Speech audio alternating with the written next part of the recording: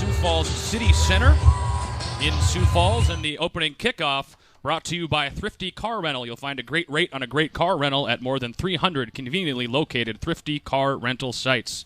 South Dakota State won the opening kickoff and the opening coin toss, and they elected to receive. So it's Nathan Knuffman for Western Illinois kicking off deep.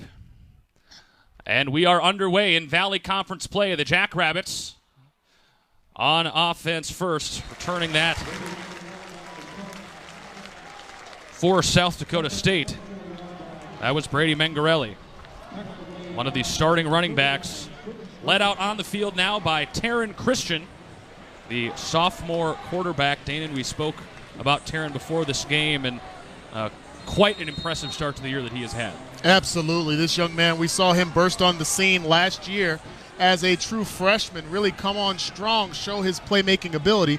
Kelly hit the nail on the head with the backup quarterbacks. You consider it takes a lot of guts from a coaching perspective to allow Taryn Christian to supplant Zach Lujan, a 10-5 starter who accounted for 14 touchdowns in 2015. But what Coach Stiggs sees in Taryn Christian is a consistent playmaker that knows how to take care of the ball. That first down carry was to Mengarelli. Let's take a look now at the impact players brought to you by On the Run as we key up for second down. Mengarelli there, the tailback once again for South Dakota State. Up into the gun with Christian. On 2nd and 11 after the loss of one, short. The intended target there was Winneke. They'll bring up third down. Now the impact player is brought to you by On the Run, the official convenience store of the Missouri Valley Football Conference. And there's Dallas Goddard, the tight end, Danon, for South Dakota State. A very versatile, athletic tight end, and Dallas Goddard has 101 yards against Cal Poly in their last game. He will be shadowed by Brett Taylor, the big-time playmaker, averaging 12 tackles a game for the Leathernecks. On third down now, starting with trips out to the right. Winneke was over there, but Christian in trouble. Look at him escape with the legs. No choice but to throw it away on that side of the field as there were no receivers lined up over there. And the Western Illinois defense holds early, bringing up fourth down. Well, we saw the escapability of Taryn Christian, how mobile he is in the pocket, but a great job by the Leathernecks in their pass rush. Couldn't bring him down, but flushed him out of the pocket away from the receivers. No target downfield, creates fourth down. That has been a new thing this year for Western Illinois, and a key to why they've been able to jump to that number 7 ranking is the improved performance of their defense. Absolutely. Good pressure up front makes for an easier job in the back end. A short punt blocked off the foot of Brady Hale. Lance Lenore was back to return, but instead it's going to be great field position short of the 40-yard line for Western Illinois in that offense. Excellent job timing the snap on the punt. You can see from this angle, good pressure around the edge. Looked like number 13, Stacy Smith, the backup wide receiver, gets the deflection there and a big play. Again, Western Illinois trying to announce themselves with authority here. Good pressure on the quarterback on defense, and pretty much like a turnover with the block punt to give them great field position. At the 41-yard line of the Jackrabbits, Sean McGuire, another sophomore quarterback there. He has not turned the ball over yet this season as a young quarterback. First carry goes to Steve McShane, and look at that speed, bouncing it to the outside, has around that first down on first down. Excellent job by the running back, Steve McShane, another sophomore sensation for the Leathernecks, and a lot of speed in that body, 5'8", 185 pounds. Actually should have been stopped in the backfield, but was very elusive and turned something into nothing and actually got that first down. Big play for the Leathernecks. Still McShane out there, the tailback for McGuire. Looking to swing it out to the left side. That was Stacy Smith, the sophomore, coming around the formation, and that one just never got connected. It'll be second down. I think that throw from McGuire was actually on purpose there, Adam, as he threw behind the receiver, intended receiver, as He was closely covered by Chris Balster, number 28, for the Jacks, as we have a player down on the field. Coach Stig, you can see him dressed in the camo pattern, as it is Military Day here in Brookings, but we're going to take a break. You're watching the State Farm Missouri Valley Game of the Week. We'll be right back. Call you back. Is this my car? State Farm knows that for every one of those moments, This is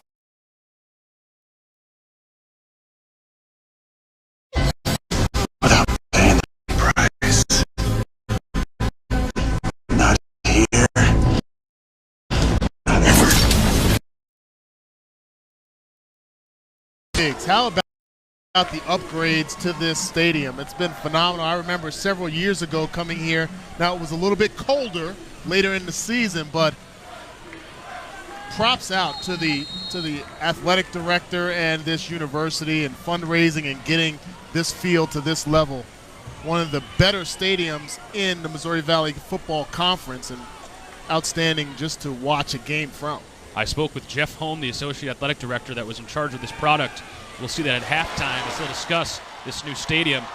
A swing pass out to the near side of the field went to the tight end, Dallas Goddard.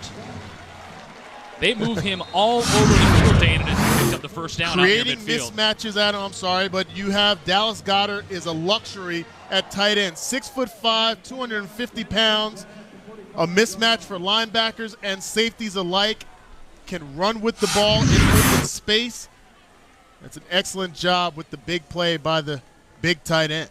Goddard's in motion again. He's now out wide on the bottom of your screen. He started on the line exactly as you were saying, Dane. In that time, though, a handoff to Isaac Wallace. Wallace and Mengarelli, the two lead backs, as the tackle is made by Xavier Rowe, the cornerback.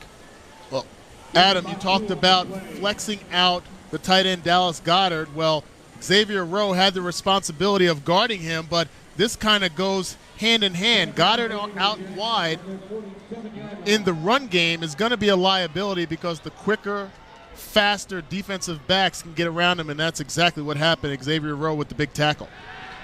Out to the left side looking for Winicky on the quick hit. And they'll pick up just a yard or two as there were a couple of Leathernecks led by Riggs Baxter quick to fly to the ball. Well, this is the second throw in the direction of Jake Winicky. There's going to be a host of others for the rest of this game, and a lot of respect given to him with the big cushion. Was able to just catch a quick hitch route and get that first down.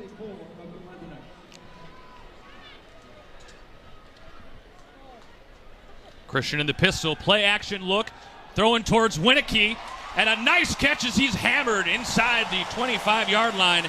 Stepped in front of the coverage of Justin Fitzpatrick, and the big hands of Jake Winicky bring in another catch. Great protection up front. Opens up the door for Taron Christian to take his time, and an excellent throw on the outside. Just the post corner route by Winicky. Big tough receiver goes up high for it, comes down a little hard, walked a little gingerly back to the huddle, but looks ready to go. He just catches everything. Wallace is still the running back. Another fake towards Wallace, and another quick slant, and the ball came loose. It's going to be called incomplete. A big hit by Timothy Smith laid down on Alex Wild that jarred that completion free, and it's second down. Big hit indeed. The safety, strong safety Tim Smith comes up with that stop, and that's a good call on the field by this officiating crew. Wild did not have enough time to make a football move after the catch, so it was ruled incomplete on the field. That actually looks like maybe Charlie Fisher, the head coach of the Leathernecks, is going to ask for that play to be reviewed. Did seem like there was a clear recovery by Western Illinois if they wanted to go upstairs. Timeout. Western Illinois is challenging the ruling on the field of an incomplete pass. The previous play is under further review. I love how college football has this going, and coaches like Charlie Fisher has done an outstanding job in his short period of time here, just his first year as the head coach of the Leathernecks.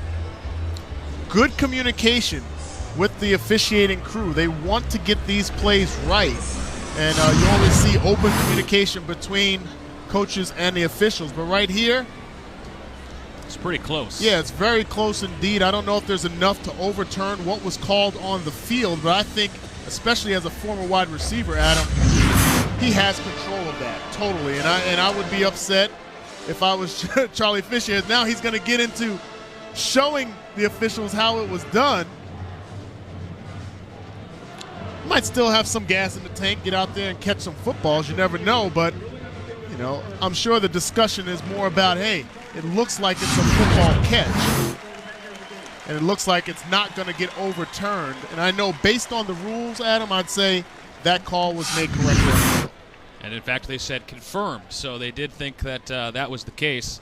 I agree, though. Coach Fisher, his new attitude has brought a lot to this program in his first year with Western Illinois, up from Richmond. He was the offensive coordinator down there, thought of as an offensive wizard.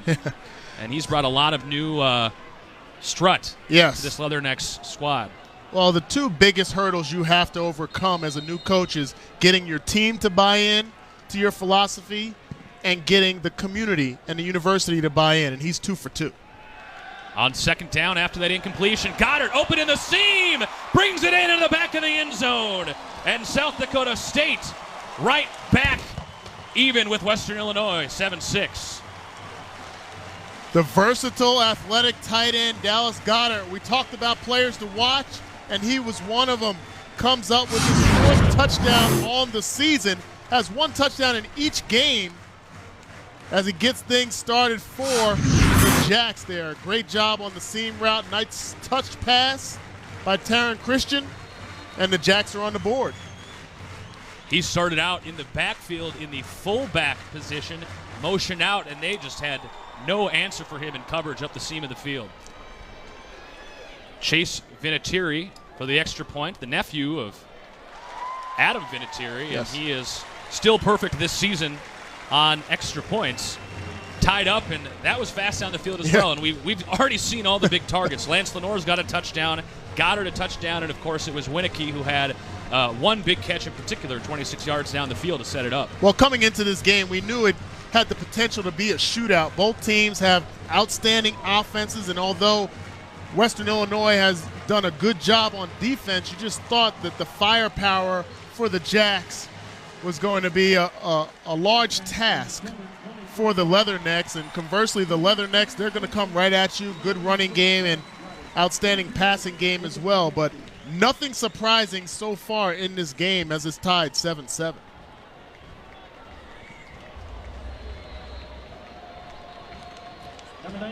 Take a look at how South Dakota State setting up for this kickoff. Yeah, a little unique, and you see teams gather together. Oftentimes it's because you don't want to identify as a kick returning unit, Adam. You have guys that are identifying lanes and numbers. And once all those are jumbled up together, guys can lose their responsibility in their blocking assignments, and one guy can run free. So you'll see them move pretty quickly, but actually on the approach by the kicker, you'll often see guys start to switch lanes. Therefore, the responsibility of the blocker can be a little bit messed up. Away back there towards, I believe that's Borsellino. No, Isaiah LeSure returning that kick for the Leathernecks, and he is bottled up short of the 15-yard line. Whether it was that scheme or just good gunner work, good coverage by South Dakota State. Now that Western Illinois back on offense, the impact player is brought to you by On the Run. For this matchup, Steve McShane, the running back there, and another running back linebacker matchup in Jesse Bobbitt for South Dakota State. Well, we've seen each of these units on the field thus far. This time, Jesse Bobbitt, the outstanding linebacker, leads the team with 29 tackles, has a responsibility to try to track down Steve McShane, who's had a phenomenal year, also 5 touchdowns on the season. And get this, Adam, he had 168 yards rushing just in the second half against Eastern Illinois, so he can make some plays. McShane takes the handoff on the read and maybe got back to the line of scrimmage as he was brought down by Christian Roseboom, the middle linebacker, one of the young linebackers in the rotation, alongside Bobbitt for South Dakota State. On the Run brought to you the Impact Players. They have everything you need in one convenient stop: fountain and frozen drinks, gourmet coffee, and a variety of freshly made sandwiches, salads, and snacks, and automatic car washes at On the Run. Going to call it no gain on first down. A big play by Roseboom, just a redshirt freshman, second on the team in tackles. Fake to McShane, and to the near side to Joey Borsellino. A little bit short, I think. Nope, just enough to move the sticks. It'll be first down, brought down by Chris Ballstar. Joey Borsellino, easy to forget about alongside Lance Lenore. He is the number 2 all-time career receiving yards for Western Illinois. Well, Joey Borsellino gets in there and says, hey, guys, what about me? You talk about Lance Lenore a lot, rightfully so, but I'm right behind him and can make some big plays. Comes up with a big catch there for the first down. Another fake to the running back, McShane. This one deep over the middle and dropped by Lance Lenore. You don't see that happen too often. I think Lance Lenore was thinking about how to get to the house and take it to the house for the score there and just lost a little bit of focus on that catch. But a nice combination route in the slot between Lenore and Borsellino. We've seen these two teams come out gunning. Already 12 passing attempts in this game to only 5 rushing attempts between these two teams. Neither team is a ball-controlled offense. They are driving the field to score touchdowns. Quick pitch out to McShane. He's able to gobble up a couple of extra yards after first contact, as it was Shane Gottlob, the defensive tackle, who got outside to make that play. And Gottlob, one of the guys on the defensive side for the Jackrabbits who had missed some time, been battling a few minor injuries since the start of camp. And it's obviously, you can see the athleticism that he uses to impact a play like that, getting to the outside. Well, you had the injury to Christian Banasiak earlier, and now you have Shane Gottlieb in there with Cole Langer, Kellen Sulik, and watch out for the defensive end number 43, Jared Bloom. On 3rd and 5, miscommunication, as that was in the direction of Lenore, but Lenore came curling back, and maybe an option route that didn't connect. It'll be 4th down for Western Illinois. A little bit of miscommunication there. It looked like man-to-man coverage, and the quarterback, Sean McGuire, was thinking the receiver would take that one-on-one coverage deep, as there'll be some discussion about that on the sideline. Missed opportunity, but a nice job by the Jacks defense with that stop. Nathan Knuffman does the punting as well as the place kicking for Western Illinois, and that has been another place that Western Illinois has improved significantly from last year. They averaged about 30 net yards punting last year, now have it over 41. And there is a nice punt by Knuffman, but South Dakota State going to try and return that. It was Marquise Lewis who was able to pick up a couple of yards, a 5-yard return off of a short 35-yard punt, though, so only a 30-yard net gain. Good pressure on the punt coverage or punt rush, and a short punt allowed Marquise to go up and have the guts to go and get that ball, not fair catch, and try to get some positive yards, which he did. And you can see that although the momentum had shifted just a bit earlier in this first quarter, it seems like it's all back on the side of the Jacks. Jackrabbits have been able to stabilize at the start of this game, midpoint of the first quarter. Mangarelli avoids the first would-be tackler and gets 5 or 6 before being hit hard out of bounds by David Griffith, the free safety. This is an outstanding run by Mangarelli. You consider the defensive end, number 50, Pete Swenson, has a clear lane to make that play in the backfield, and nice job by Mangarelli being elusive in that open space and getting positive yardage for the 2nd down and 5.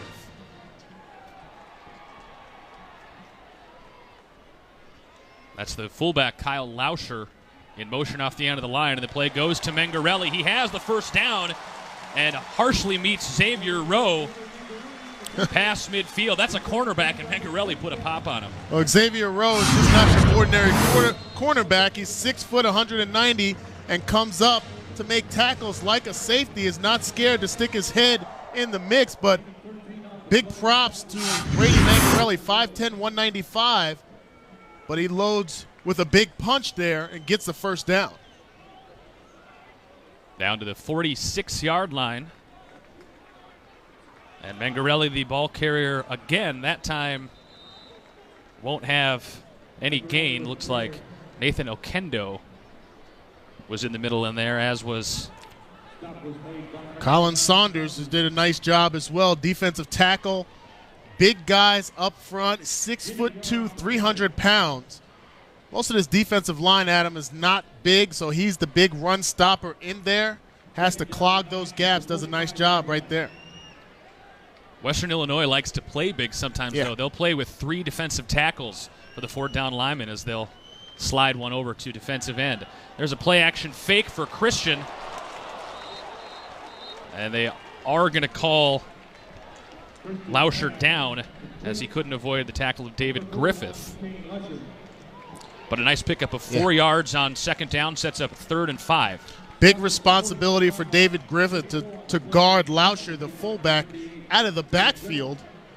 Griffith coming up from that free safety position and open field tackle. Lauscher couldn't get away. That could have been a big gain for the Jags. That's Lauscher's 2nd catch of the season. They will flare those fullbacks out of the backfield occasionally, will South Dakota State. 3rd and 5, Christian. Plenty of time in the pocket, going over the middle and overthrew Adam Anderson. Dangerous pass. Dangerous pass, but got to go for that ball. I don't know if it's a catchable ball, but you don't know until you leave your feet in that situation. And Anderson, it takes a lot of guts to try to thread the needle there. If you're Christian, a missed opportunity nonetheless for the Jags. You physically reacted to him not diving for that football. Yes, as an ex-wide receiver, you know, those opportunities, unless you're Jake Winicky, those opportunities usually come few. So you have to go after them as hard as possible. Chance to pin him deep for South Dakota State, and a good punt, fair caught by Lenore at the 8-yard line, and it will be a long field for Western Illinois.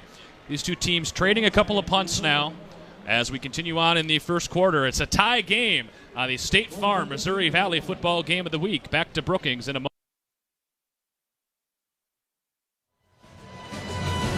Welcome back to your MVFC Game of the Week here in Brookings. 7-all between South Dakota State and Western Illinois. And it's Military Appreciation Night here at Dana J. Dykehouse Stadium.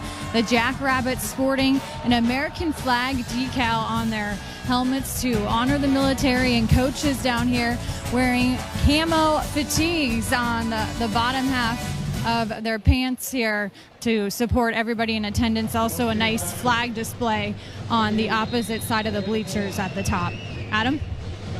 Thank you, Kelly. All of her stuff tonight brought to you by the Holiday Inn Sioux Falls City Center. That was a first down carry by the bigger change of pace back in Devon Moore, a 6'2", 225-pound senior. He's 40, 50 pounds heavier than Steve McShane, the starting tailback. And he picked up 1st and 10 and bought a little bit of breathing room for the Leathernecks. Yeah. McShane back in there at tailback now.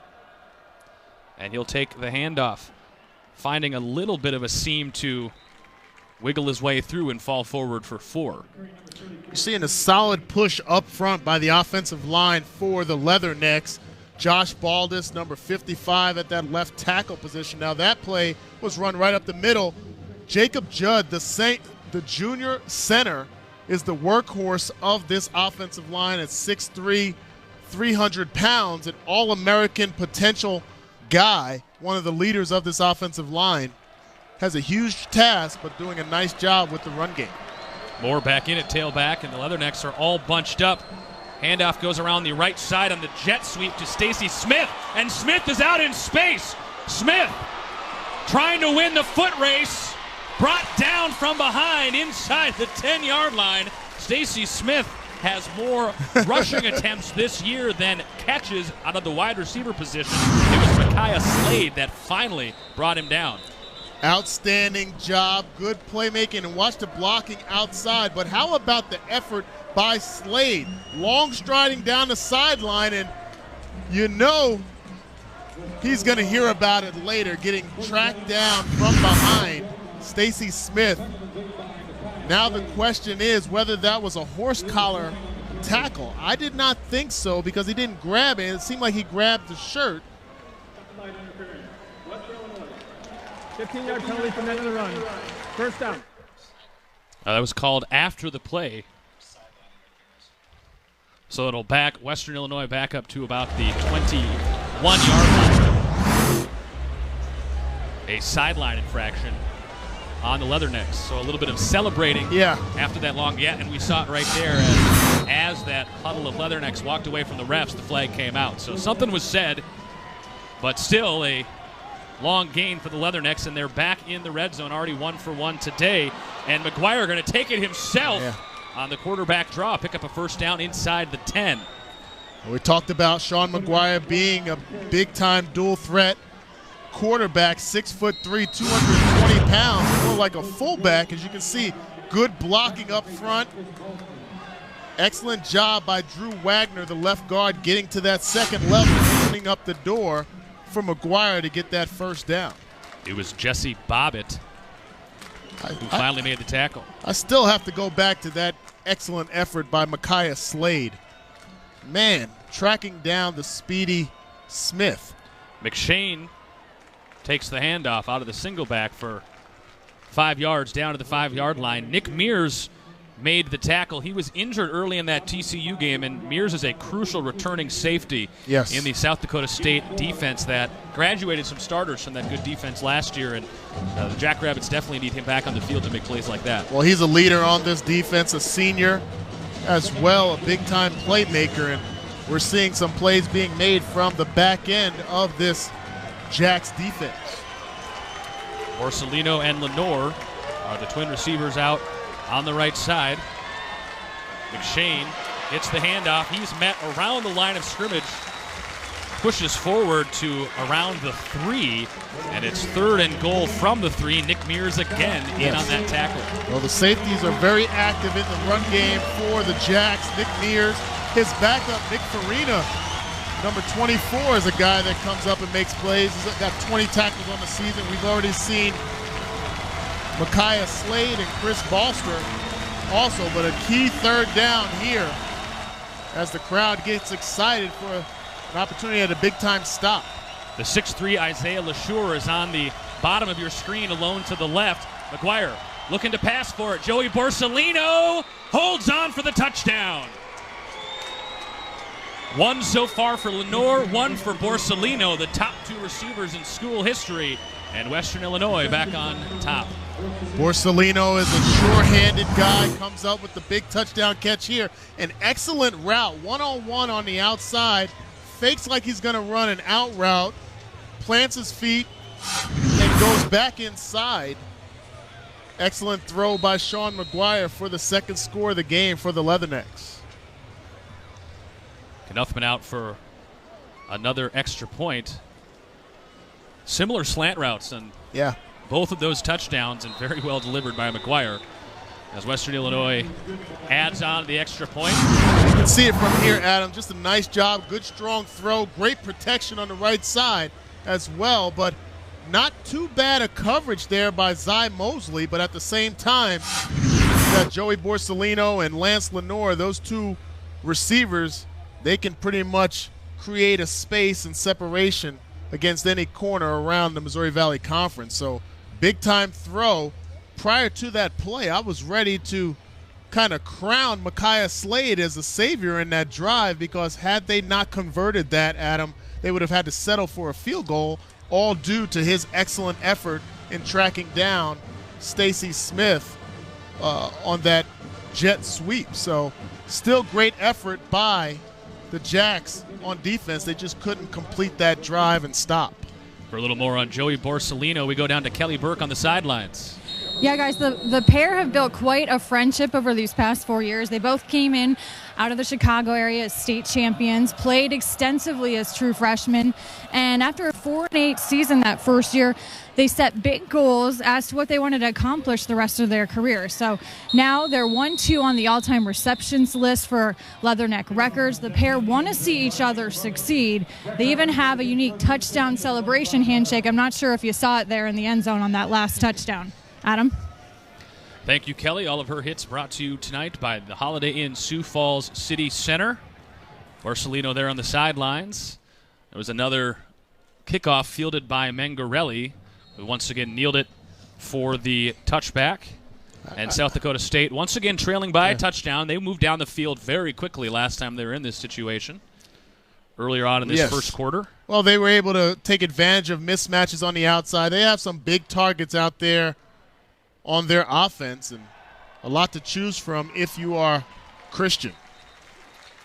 The quick hitter on the outside to Winicky, past the coverage of Xavier Rowe, and a first down for South Dakota State. They did that in that last touchdown drive, Dane, and they got Winicky involved early in some easy possession routes before they sprung him for the 26-yard hitter. Exactly. Not putting a lot of pressure on the offensive line to hold their water and protect Christian for an extreme amount of time. Quick throws. And I had an offensive coordinator in the NFL, Al Saunders, who did a great job with the greatest show on turf in St. Louis. Take what the defense gives you until you break them down, and that was a prime example right there. Handoff to Isaac Wallace. No gain, brought down by Brett Taylor, the linebacker, in the middle of the field. Well, Brett Taylor is always going to be in the middle of something. It seems like it, at least. A big-time middle linebacker, just a junior. One of the leaders on this team, not just in stats, but also in playmaking ability. As you saw Quentin Moon there, an outside linebacker, very athletic sophomore for the Leathernecks. Second down and 10 at the 36-yard line. Christian thought better of his first read and will just try and pick up a couple with his legs. Gain of 2 out to the 39-yard line. Well, this was a play that was designed to be that quick throw to the bottom of the right side of the screen to Jake Winicky, and excellent coverage by Justin Fitzpatrick.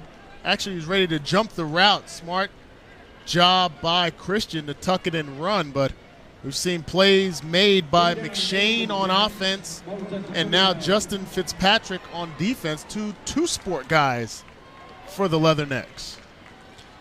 3rd and 7, Wallace to the side of Christian, as there's Winicky off in the slot. But a whistle. That's the end of the first quarter. And that'll be the end of the first quarter. So Western Illinois, a couple of passing touchdowns for Borsellino and Lenore, and they lead South Dakota State 14-7 on the State Farm Valley Game of the Week. Back to Brookings in 2.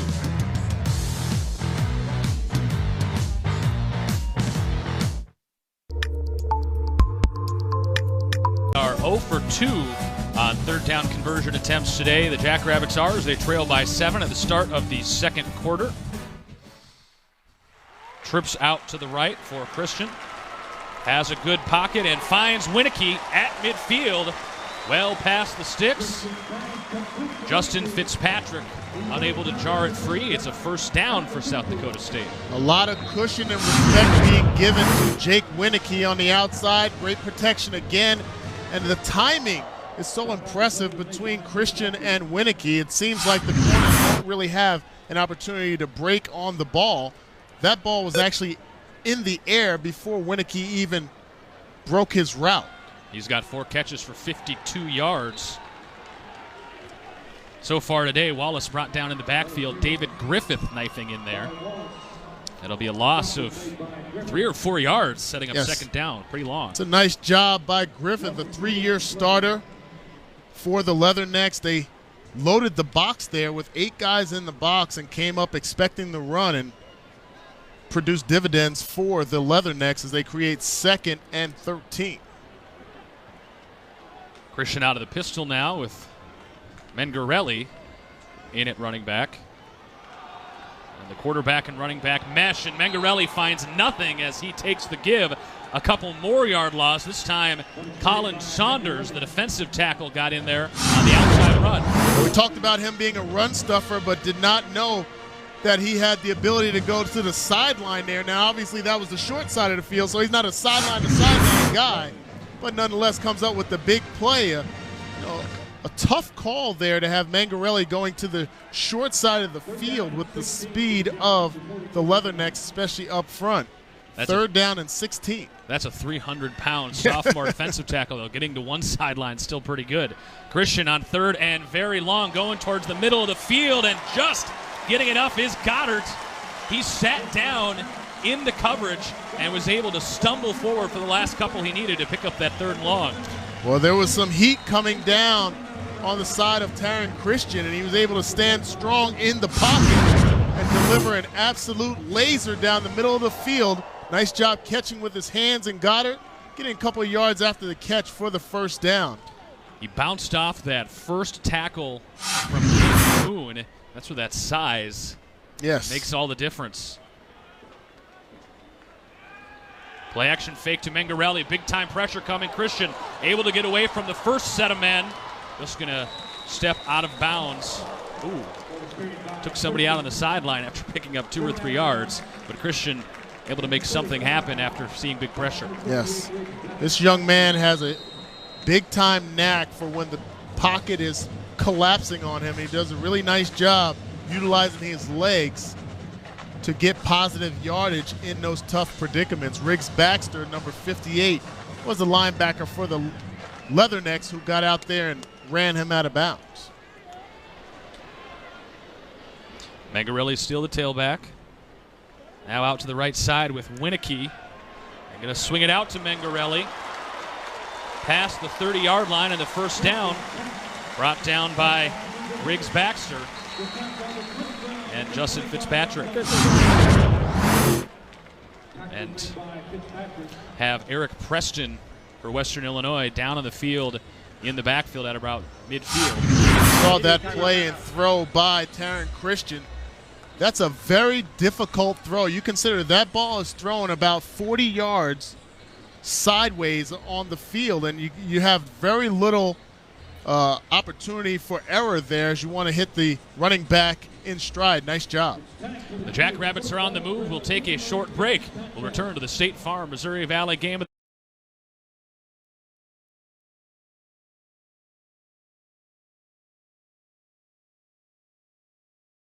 Trailing by 7 here in the second quarter.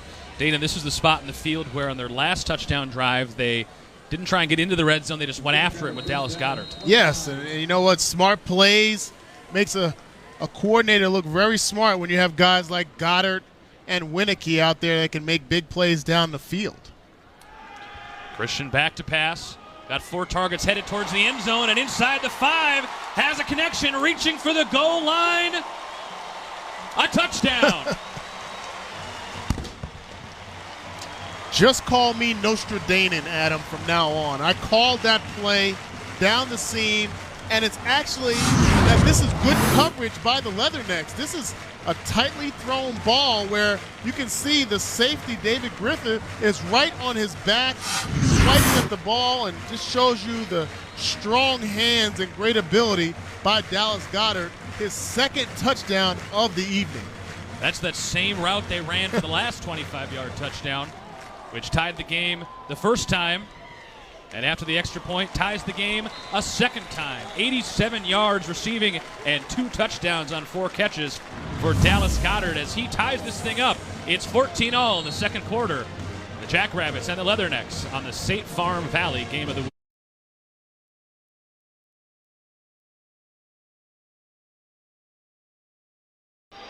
17-18 minutes into this football game early in the second quarter, and already 4 passing touchdowns between these two teams as the Jackrabbits set to kick it back off to Western Illinois. Stacy Smith and Isaiah LeSure are deep to return for the Leathernecks. Well, we saw the speed by Stacy Smith on that jet sweep. Got to be careful of kicking it his direction. They kicked it at him, but deep enough to force him to just take a knee. Dallas Goddard with his second touchdown catch today. He's got 4 catches for 87 yards. And Dana, with his size, it's almost amazing he only had 250 coming into this game. Yeah, they started to figure out what kind of weapon he was in that Cal Poly game. Had 5 catches for 101 yards. But you're dead on, Adam. You consider coming into this game only 14 catches and 3 touchdowns. He's the type of player, you can see his stats there, that when he's covered, he's really not covered. And if it's a defensive back, he's going to be bigger than him. If it's a linebacker, more than likely he might be bigger and more agile than him. So you have to be creative in getting him the ball, and we're seeing that from the Jacks in this game, moving him around from the conventional tight end spot to out wide and in the backfield, and it's producing dividends. He had a SportsCenter top 10 catch against Drake. We'll take a look at that in a little bit here as the swing pass out to Steve McShane, brought down for no gain by Dallas Brown, the strong side linebacker. And a 2nd and 10 coming up. Yes, this defense for the Jacks has to step up here, and they've done a nice job at times. It's just been sporadic. They haven't been consistent. Obviously, they will have the tough task in trying to get a turnover as well against the Leathernecks, who do not cough up the ball. Screen pass out for Lenore, and blown up. A 5-yard loss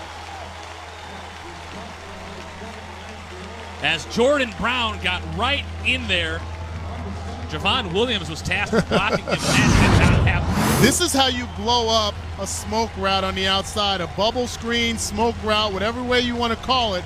You have to defeat the blocking assignment of Javon Williams, number 11, for the Leathernecks, and that's exactly what Jordan Brown did. Another sophomore, young man out there, 1 interception on the season, but knows how to come up and make the big hit. They gave that a 1-yard loss as a flag coming in pre-snap. False start.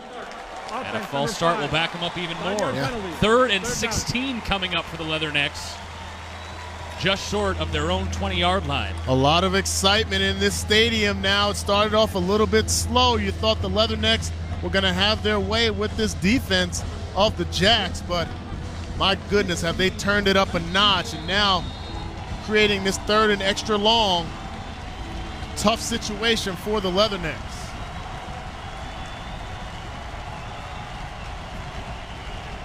Borsellino in the slot with LaSure and Lenore. Christian has some time, hits his tight end. Slayman's coming out of the backfield, but well short as he's brought down by Roseboom, the middle linebacker. And Western Illinois going to have to punt. Those backwards plays making it just too many yards to pick up. Can't make mistakes in a hostile environment. This is a tough game. Going to be well fought out on the field, but those mistakes that move you backwards more than forwards will jump up and bite you.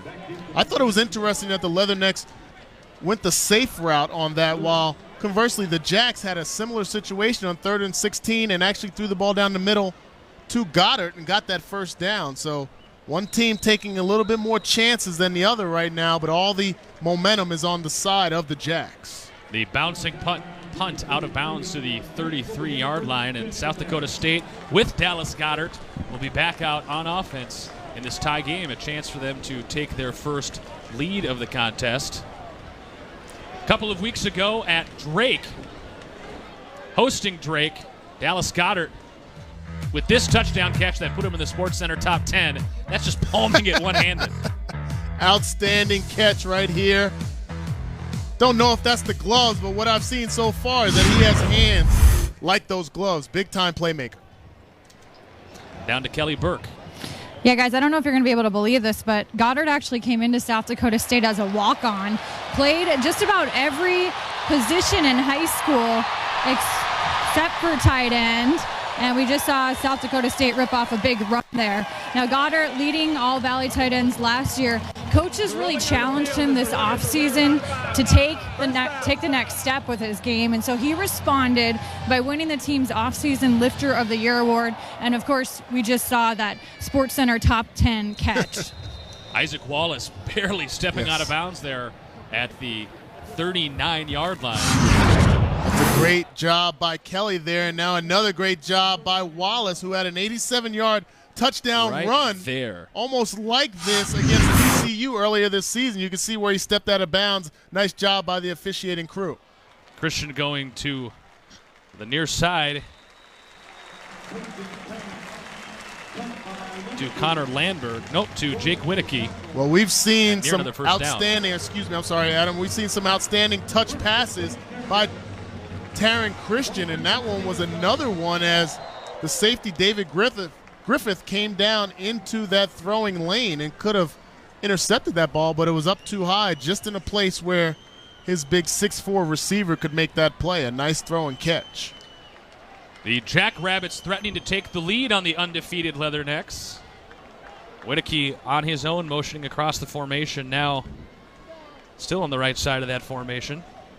Fake to Mengarelli, looking in the direction of Whittaky, but overthrown and nearly intercepted.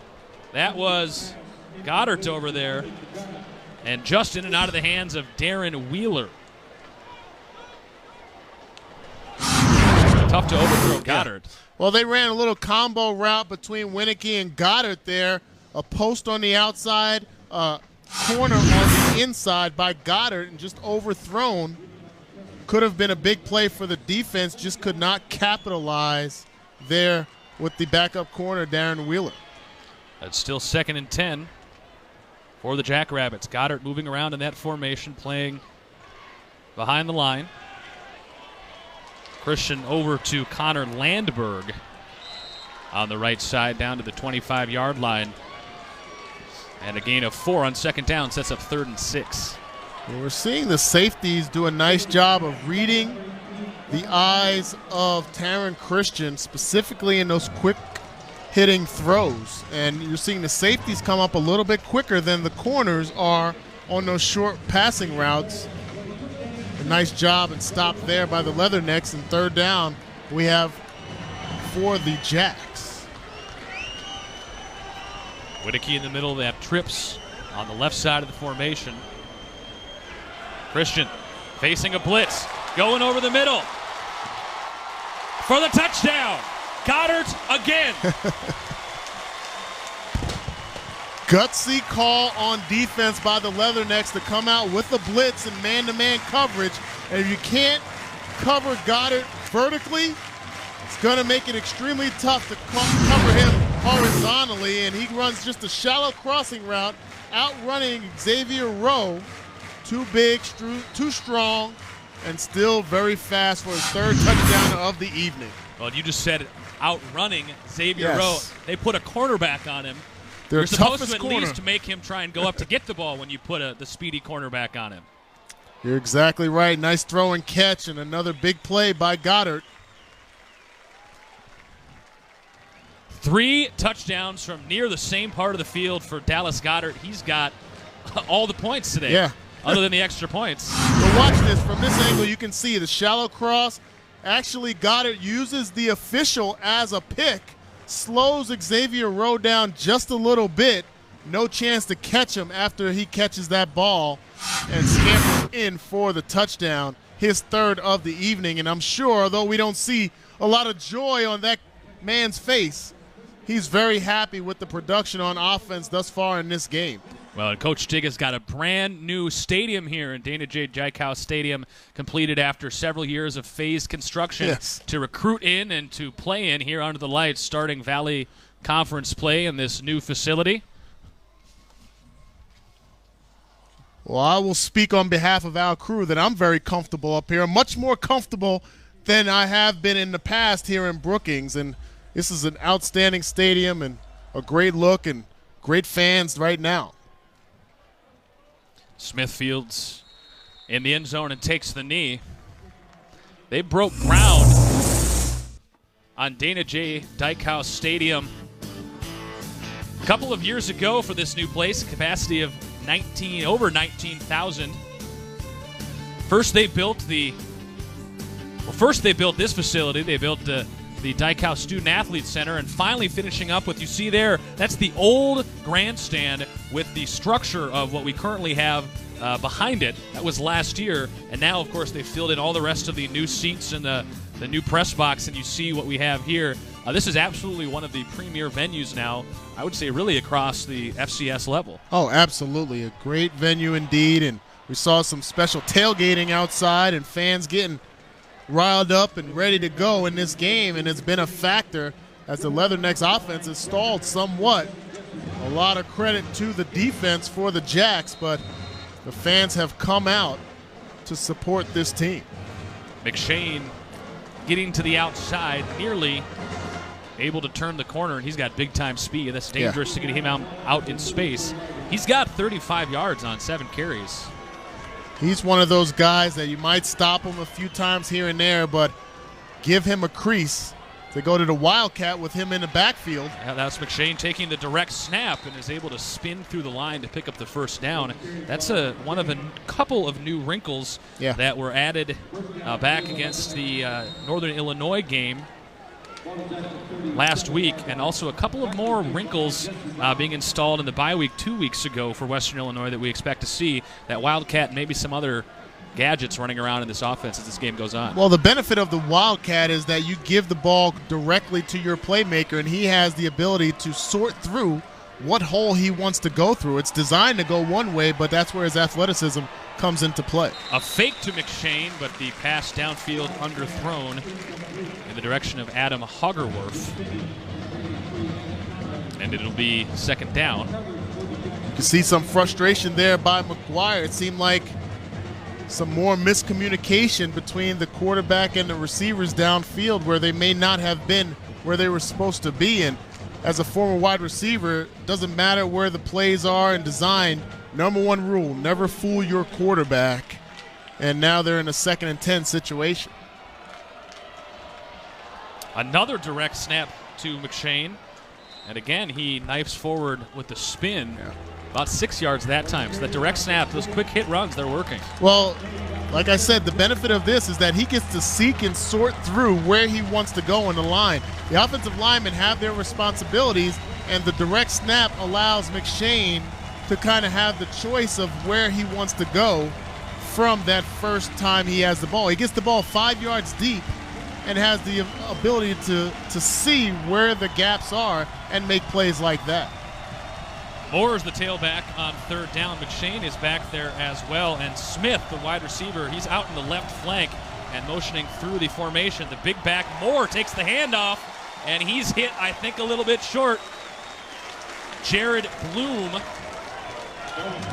made the stop, and it will set up a 4th down. Bloom missed the Cal Poly game. He's a good guy to have back. He was a transfer out of Nebraska at the tight end position, moved him to defensive end, and he's been a key up-front contributor for the Jackrabbits. Well, we're seeing, there's definitely not a spot for him to play tight end on this team because of Dallas Goddard, but at the same time, it just goes to show what kind of athleticism Coach Stig is bringing into this program, and Jared Bloom, one of the leaders of this defense, comes up with the big stop.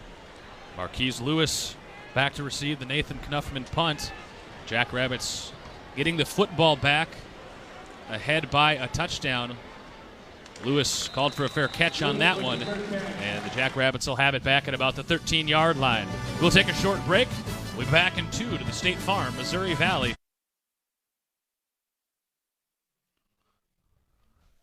The Jackrabbits with the lead here in their brand new stadium, Dana J. Dykehouse Stadium here in Brookings, South Dakota, on the State Farm Valley Game of the Week. And the Jackrabbits have the football back deep in their own territory, 1st and 10. Handoff going to Mengarelli, and he gets back a little past, call it 1 yard on 1st down. It's a nice job by Brett Taylor knifing through for the tackle. Just got enough of the ankle of the ball carrier there, and Mengarelli, and Brett Taylor's name is going to be called an awful lot of times in this game. 6'2", 230-pound junior linebacker, one of the big playmakers for the Leathernecks. Really no gain on 1st down, 2nd and 10. It's Aaron Christian keeping it himself off the left side, tiptoeing out of bounds right around the 1st down line. He needed to get just past the 24. It's really close. They're going to call the 1st down. Well, this is all student body left. The old school run game where instead of handing it to a running back, they just allow Taryn Christian to scamper down the left side. Good blocking and mobility up front by the offensive line to get that 1st down. Nice blocking at the 2nd level by the receivers, too. That was his 3rd carry of the game. He has 15 yards. A couple of touchdowns on the season rushing for Christian as he has added that. Trying to find Goddard over the middle. That time it's tipped out of the way, but a flag coming in. That is tough. Xavier Rowe on Goddard once again. Didn't even let it get to the big tight end. I thought this was pretty good coverage there. There may have been a little bit of contact on the backside away from where we could see it, but the flag came in pretty quickly. Xavier Rowe has the responsibility of guarding the big tight end. You can see right there, left hand underneath the armpit of Goddard. Pinning down that left arm. Yeah. Yeah. Right in the view of the official, and he's able to throw that flag pretty easily.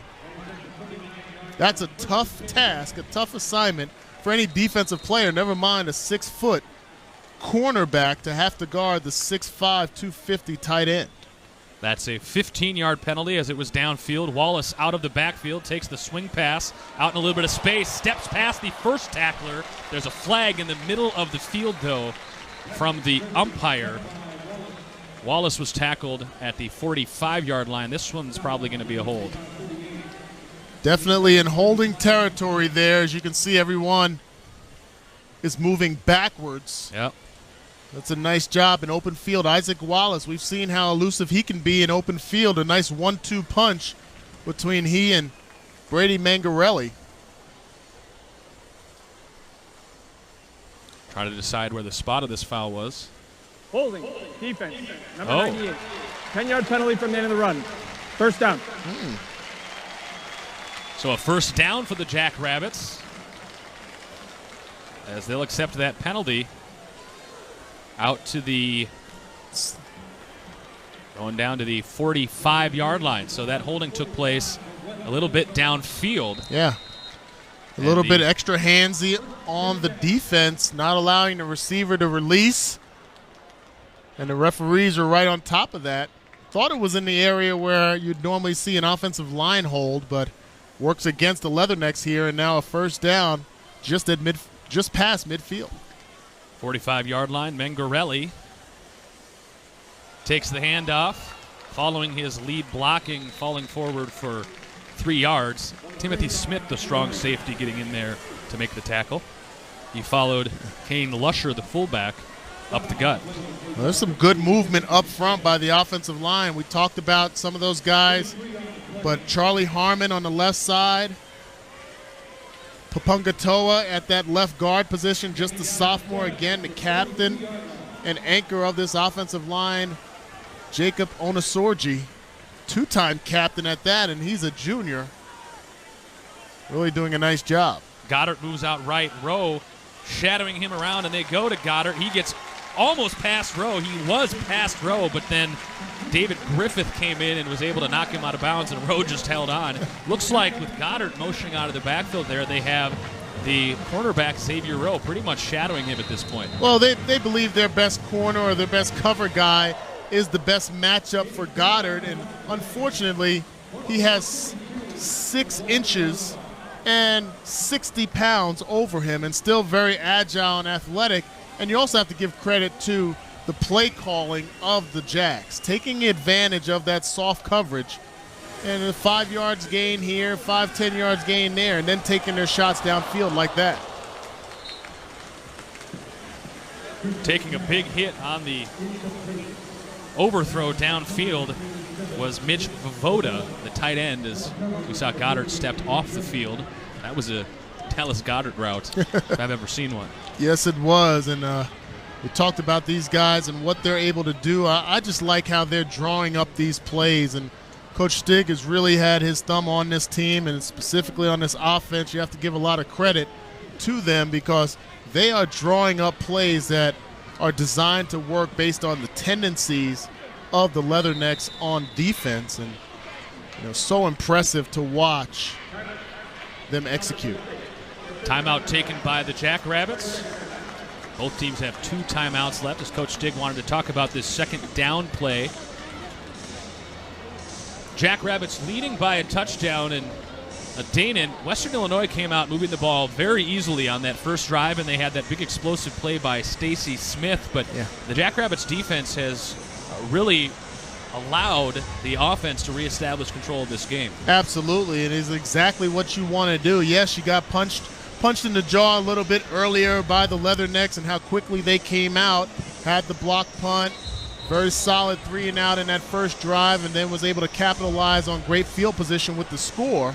But, man, this offense for the Jacks, and we're talking about Coach Stig as the head coach, but you have to give a lot of credit to the associate head coach and offensive coordinator, Eric Eidness. He does a nice job calling the plays and really putting his team in position to maximize opportunities on mismatches. And that mismatch is Dallas Goedert right there with over 100 yards catching. Eric Eidness has been the offensive coordinator for all 4 of those Jackrabbits playoff appearances in a row. They're on that 4-year streak.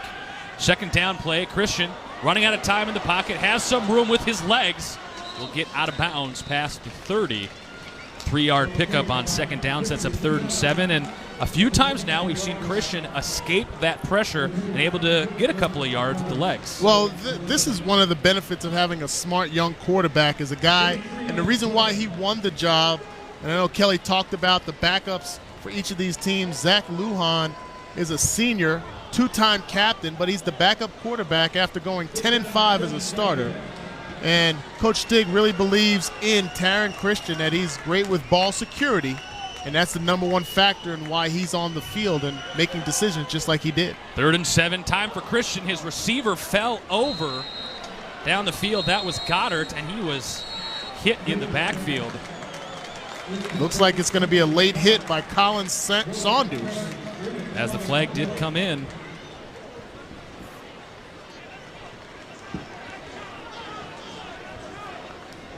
That's one way to cover Dallas Goedert, though, just knock him over downfield. Well, there's going to be some contact downfield, but this can be huge against the Leathernecks. Another situation where they shot themselves in the foot.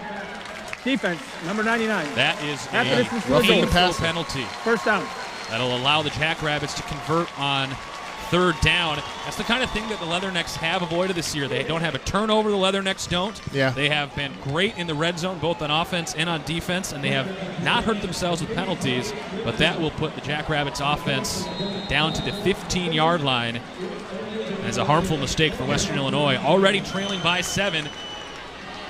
Well, they're not playing their best football on defense right now. They still have a lot of game left to be played, but got to love what you're seeing from the Jacks. Handoff to Mengarelli. And they have had a hard time getting Mengarelli established in this game. He's a spellback with Isaac Wallace now. And Mengarelli now with his 8th carry. And losing a couple of yards. He's at 13, 14 yards. Well, if you get a penalty thrown at you for roughing the passer, get angry the right way, exactly how Colin Saunders did. Number 99 was the first to get a hand on Mengarelli in the backfield and slow him down for Pete Swenson to clean up and create this 2nd and 14. Winicky with his 8 touchdowns this year is alone on the right side of the formation. The fake to Mengarelli, and a quick hitter completed to Adam Anderson inside the 10-yard line, still short of the first down. It'll be 3rd and, well, about 1 down to the 7-yard line or so. And South Dakota State going to come out no huddle in this 3rd down situation. Christian has plenty of time now, escaping to the right side, gets a pancake block over there, forcing to the back of the end zone. Winicky, touchdown! And a flag in the middle of the field around the line of scrimmage, so we'll see what that is first. Christian bought a lot of time. Holding. Offense. And it's going to come back. 10-yard penalty. Replay. 3rd down. Well, they're going to call that holding on number 79, the senior right tackle, Nick Carr. But if we can watch how this play develops and watch Matt Clark, number 73, the physical, nasty offensive lineman. Boom. Just body slams, WWE style, on that outside linebacker or defensive end, Pete Swenson. I'm not sure about the holding there. I thought it was a good punch, a good hold inside the shoulders or under the armpits, and he jumped.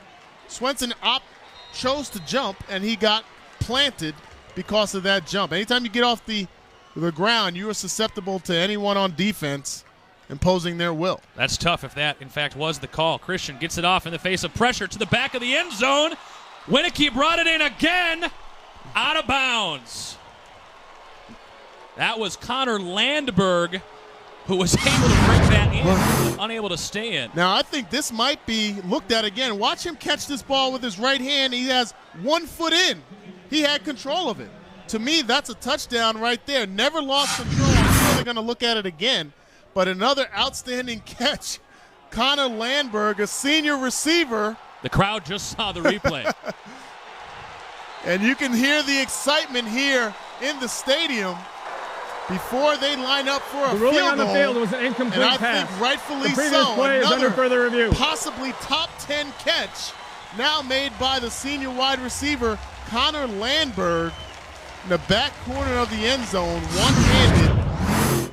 Watch how right from this angle you can see goes up right hand, catches it. That ball doesn't move, and he still has his left foot inbound. That's a touchdown. To me, that's a big play. That's a touchdown. Nice coverage by Xavier Rowe, but an outstanding catch. Rowe does everything right. Landberg was using that left arm a little bit to create some separation. You keep it low enough where the officials can't see it, and that's, man, the fact that he kept that left foot on the turf longer, to me, shows that he had control of the ball. Yes, that ball moved a little bit, but that leg was still, or that foot was still drug on the turf there.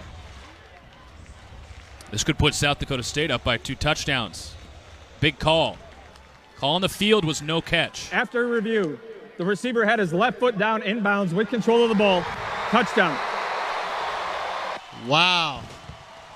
Big-time plays being made by big-time players.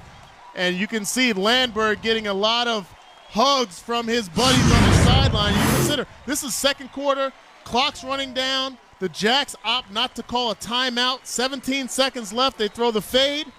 Perfect place for Landberg to make a play. Touchdown, Jacks. The 4th passing touchdown of the night for Taryn Christian. In the waning seconds of the second quarter, Vinatieri's extra point good once again. And the first touchdown catch of the season for Connor Landberg was a beauty. Came into the game, 9 catches, 78 yards, and none bigger than that play right there. And to go into the halftime with the momentum and that scoring opportunity, capitalizing on that scoring opportunity, just a phenomenal job by this offense. And Coach Stig is there trying to figure out how much time is left and what they want to do with this kickoff to not give the Leathernecks an opportunity for a big play. Stacy Smith is one of the returners for the Leathernecks, and he's already had one big play today. One more look at that. I love the use of the left hand there on Xavier Rowe. Was getting away with a little bit of that contact. That catch with the right hand. Well, the benefit always goes to the offensive player in regards to contact downfield. And like I said earlier, Xavier Rowe could not cover him much better than that. That's just an outstanding highlight catch, and it makes Eric Eidsness look very good as a coordinator when you got guys making plays like that and what we've seen from Goddard. Well, that kick is popped way up in the air, fielded at the 25-yard line by Isaiah LeSure, and not able to get much in the way of a return, down to 13 seconds. Dan, I'm sitting here with a college and NFL wide receiver. I don't think I'm going to get much traction when I'm talking about the left-hand push-off in the back of the end zone. No. Not the right crowd for it. No, and you know what? There was some contact prior to that, and obviously if the contact is initiated by the defensive back and the receiver keeps that hand low, then the officials recognize what's football. Every contact downfield, it's like offensive linemen. There's a hold on every single play, but you recognize as an official what's justified and what's necessary to be called and what's not. And to me, that was a perfect non-call. Timeout, South Dakota State. Coming up shortly here, Kelly Burke will be down on the sidelines with Coach Stig going into the locker room. The halftime show coming up soon as well.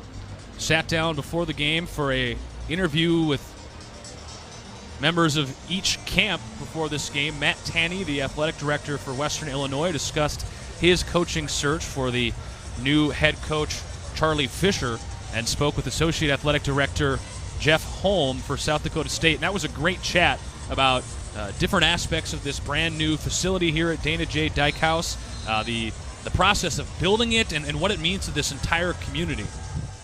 Absolutely, and you have to give a lot of credit to the community because that's where the money comes from. The funds come from very generous donors throughout the Jackrabbits community, and they really have put together something really special here at this stadium. So after leading 14-7, Western Illinois back out on offense, having allowed 21 unanswered points. Steve McShane bottled up immediately, and that will be the last play of this first half. So South Dakota State seizing back the momentum. That's the end of the first half. Kelly Burke will be looking for Coach Stig, that happy leading coach, into the locker rooms as the Jackrabbits moving the football through the air. 4 passing touchdowns in the first half for Taryn Christian.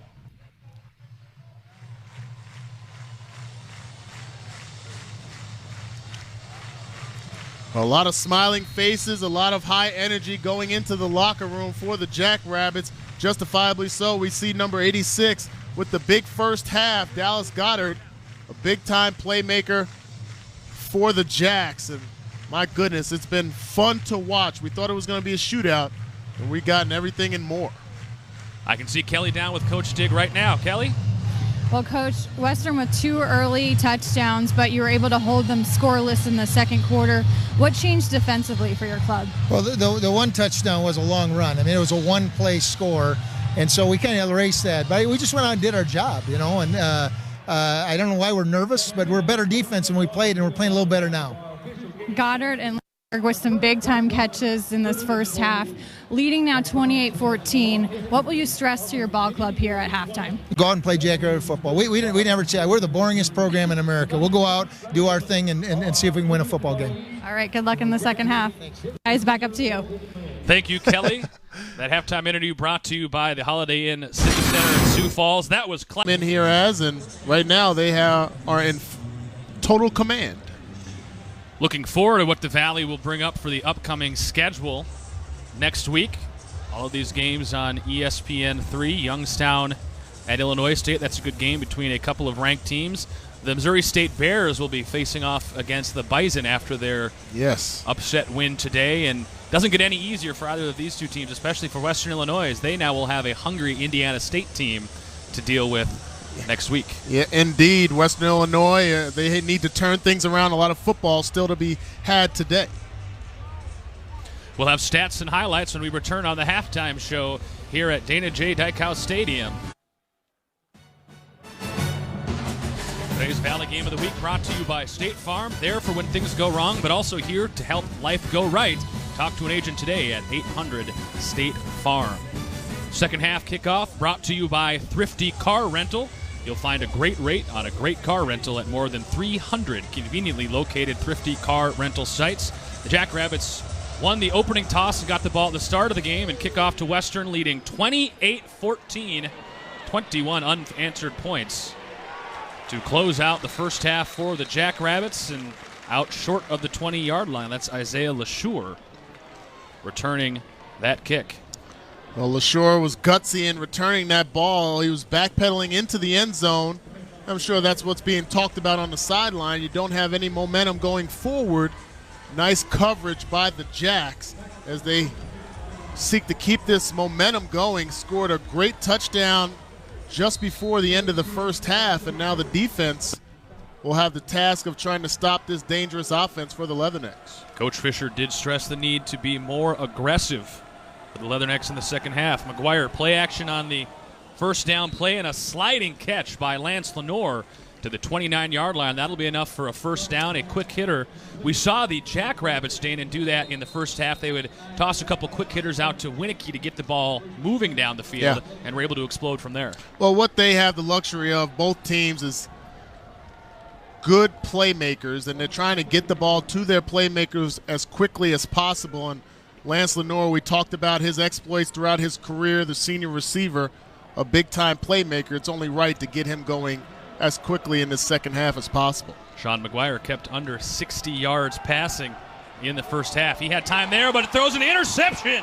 His first interception of the season. Christian Roseboom steps inside the 10. Touchdown, Jackrabbits.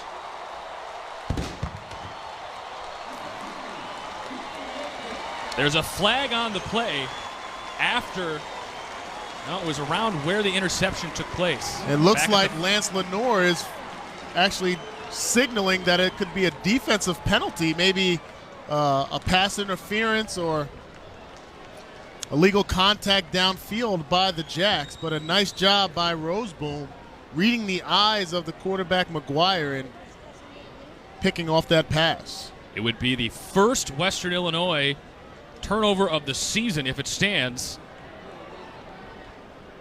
and a big one. There is no foul on the play for defensive pass interference. The result of the play is a touchdown.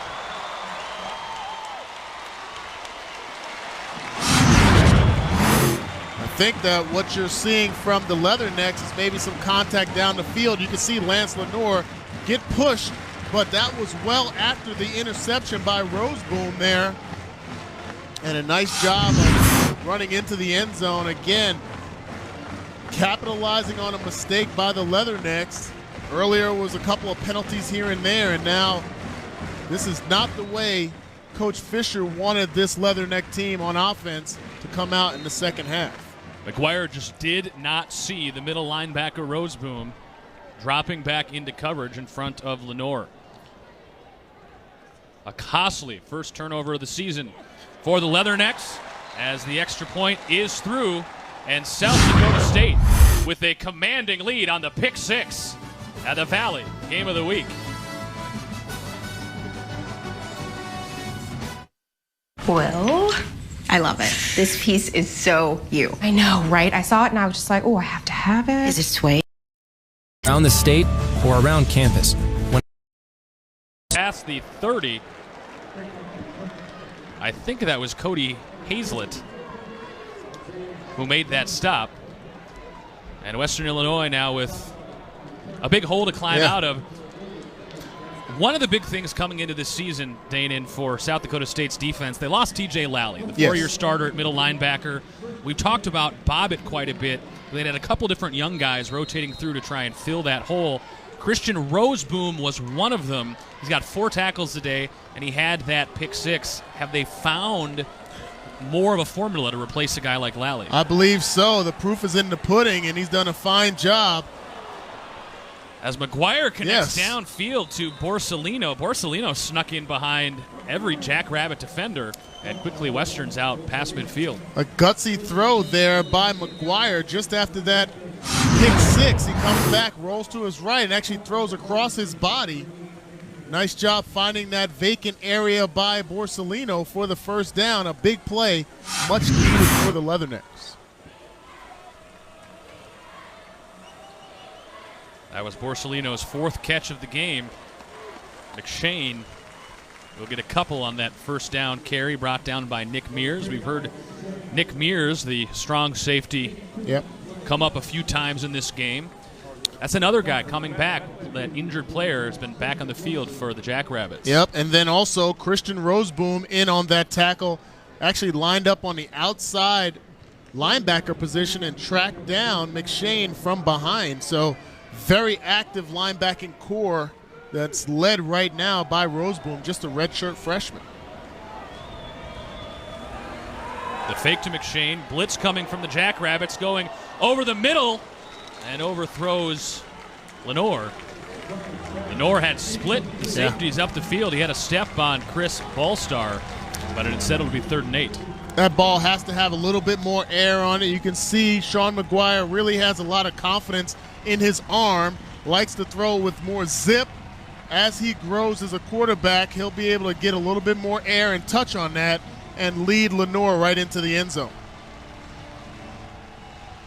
Lenore is out on the right side of that formation. Borsellino in the slot and LaSure to the near side on 3rd and 8. McGuire hit. And that'll bring up 4th down. Nice job by the Jacks coming with the blitz and man-to-man coverage back behind that blitz, and McGuire gets a little antsy and tries to deliver to that shallow cross. Great coverage. As you see Coach Fisher there in his first year with this Leatherneck program. Done a fine job turning things around, but needs to get them turned around today. The Jackrabbits bringing some pressure on those last couple of passing attempts. And McGuire was not able to go downfield in that last one. Javon Williams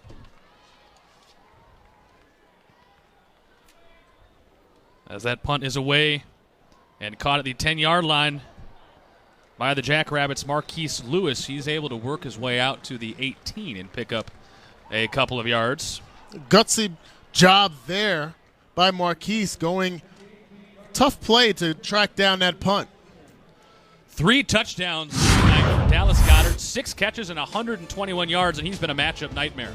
Absolutely. You can see the speed pulling away from the defense, and then in traffic, getting first downs in traffic, and also going up in the red zone for the score. A phenomenal day for the big tight end. An automatic mismatch. You see his number, 6 catches, 121 yards, and 3 touchdowns. Came into the game with 3 touchdowns. And you see him right there playing with the hand on the ground as he helps to spring Wallace. Wallace brought down hard. No, that was Mengarelli who took that carry. Tough runner. He's short in stature, but you can see he has an ability to avoid tacklers, and he doesn't take many hits. He gives this out there, and you like to see tough running by the running back. South Dakota State has worked hard to establish this running game as the game has continued on. Mengarelli again spins away from the first hit, still fighting for more yards to the 40-yard line. You're an offensive lineman for the Jacks. You love the extra efforts and the toughness displayed by Brady Mengarelli as we see Taryn Christian looking on to the next play. No time to be celebrating a big run if you're the leader of this offense. And Jacob Onosorgi, Matt Clark, Nick Carr on the right side of this offensive line, Papungatoa and Harmon on the left side really doing a nice job. Wallace back out as the tailback now. And he gets the carry on second down. No, a fake as Christian keeps it himself. And he'll step out of bounds with the first down. Another little nuance to this offense is you fake the jet sweep, fake the dive, and you have a keeper around the short side of the field. I'm sure that's a play where Christian has the option. And you can see some frozen bodies on the defensive side and the speed displayed by Christian there, outrunning the cornerback Xavier Rowe to get that first down. And it threatens that direct snap to the jet sweep coming around the corner too. Looking to pass, connecting with Adam Anderson on a quick hitter. Past the 50-yard line, David Griffith brings him down, and a flag was thrown.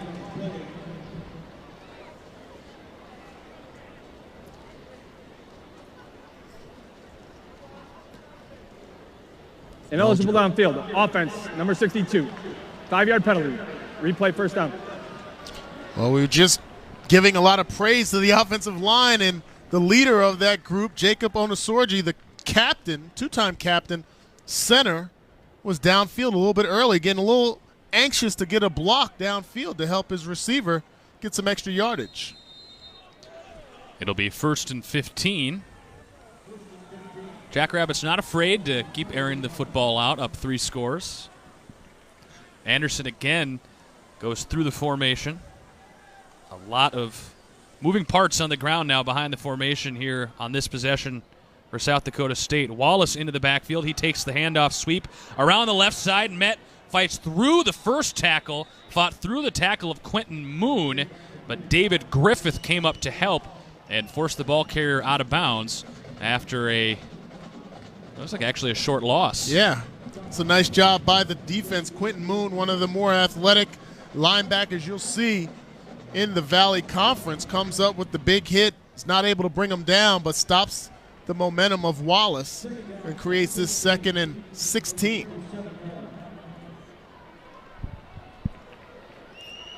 Goddard motions off the end of the line out wide to the left side.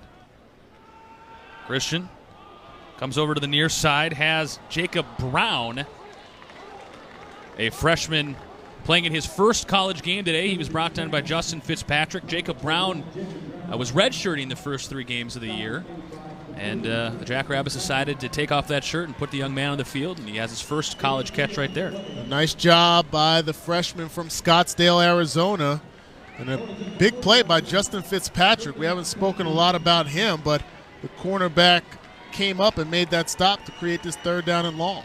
Goddard and Winicky together out wide on the left side of the formation. That's a nightmare for defensive coordinators. And Christian going over there. A diving catch by Winicky. Down to the 25-yard line. How do you cover both of those guys on one side of the field? Outstanding throw and amazing catch. Yes, you see the one-handed highlights, but to me, this is another highlight. Gets vertical and just picks the ball up before it hits the turf for the big play. Gets right out in front of the defensive back, Fitzpatrick there. And another big play for the Jacks. Handoff Mengarelli, fighting forward, down to the 21-yard line. That ball looked like it was almost thrown to the wrong shoulder of Winicky, and he had to come back to get it all the way around the defensive back. Great ball skills by Winicky, and we've seen that for now going into 3 years in the Valley Conference. Talked about his exploits and great play, a runner-up to the Jerry Rice Award just a couple of years ago, and has been a phenomenal receiver and big playmaker. I'm sure many people in Jackrabbits country is used to him making those type of plays. 2nd and 5. Going back at Winicky this time, a little bit behind him. Justin Fitzpatrick came in with a, we'll call it a very well-timed hit. Yeah. And 3rd and 4 set up. Well, we've seen that play run by the Jacks several times where they run the running back. That time it was Brady Mangarelli just sprinting towards the sideline. And what that does is open up the door for the linebacker to declare whether they're going to play man-to-man on the running back in the backfield. Brett Taylor sprinted to keep up with Mangarelli, opened up that quick void for the slant. They just could not make the connection. 3rd down for the Jackrabbits. Christian to pass. Over the middle of the field, it was tipped. Tipped by Riggs Baxter. Going and back it didn't to the get well. to Winicky. It'll be a 4th down at field goal range. Going back to the well, everyone knows Winicky is good on slant routes, a tough receiver, big target, and a nice job by the defense on the stop. Chase Vinatieri to attempt his first field goal of the contest. He is 3 for 4 on the season. He is perfect from inside 40. This would be a 38-39 yarder.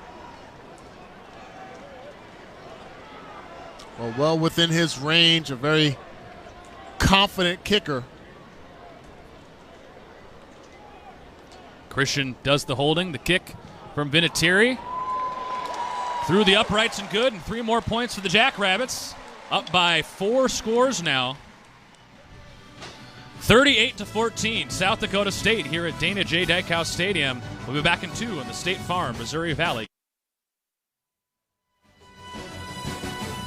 38-14, Jackrabbits lead over undefeated Western Illinois. Dana, we were talking about it a little bit during the break. The 2 games that South Dakota State lost this year, they scored 41 points at TCU and 31 points against Cal Poly. You may need to score 30, 35, 40 points to take down the Jackrabbits this year. A lot of playmakers out there. They're averaging over 40 points a game, and they're 1-2. And still, obviously, the coaches and the powers that be recognize that this team is a true powerhouse. As they make an error there, that ball goes out of bounds before getting into the end zone. And the Leathernecks will have some good field position to start this drive. But you're right, this is a potent offense that ran into a couple of buzzsaws, just couldn't get things going against Cal Poly. Lost that game 38-31, and then TCU put up 41 points on TCU, an FBS school. So they're not anything to shake a stick at. They can play with anyone in the Missouri Valley Conference. It's going to be special to watch all season long. After the Sam Koob kickoff went out of bounds, it'll be 1st and 10 Western Illinois at the 35. And, Dana, this Jackrabbit defense has held down so far a potent Western Illinois offense.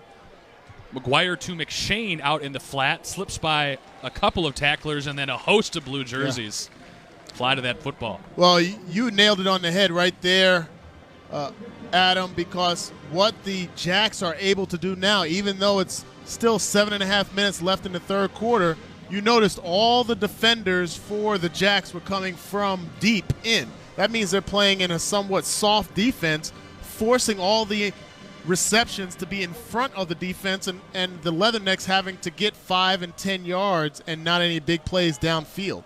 McShane motioning out of the backfield. McGuire goes to Lenore, slips. Oh, a whistle going to stop that play. False start. At a false start 77 against the Leathernecks.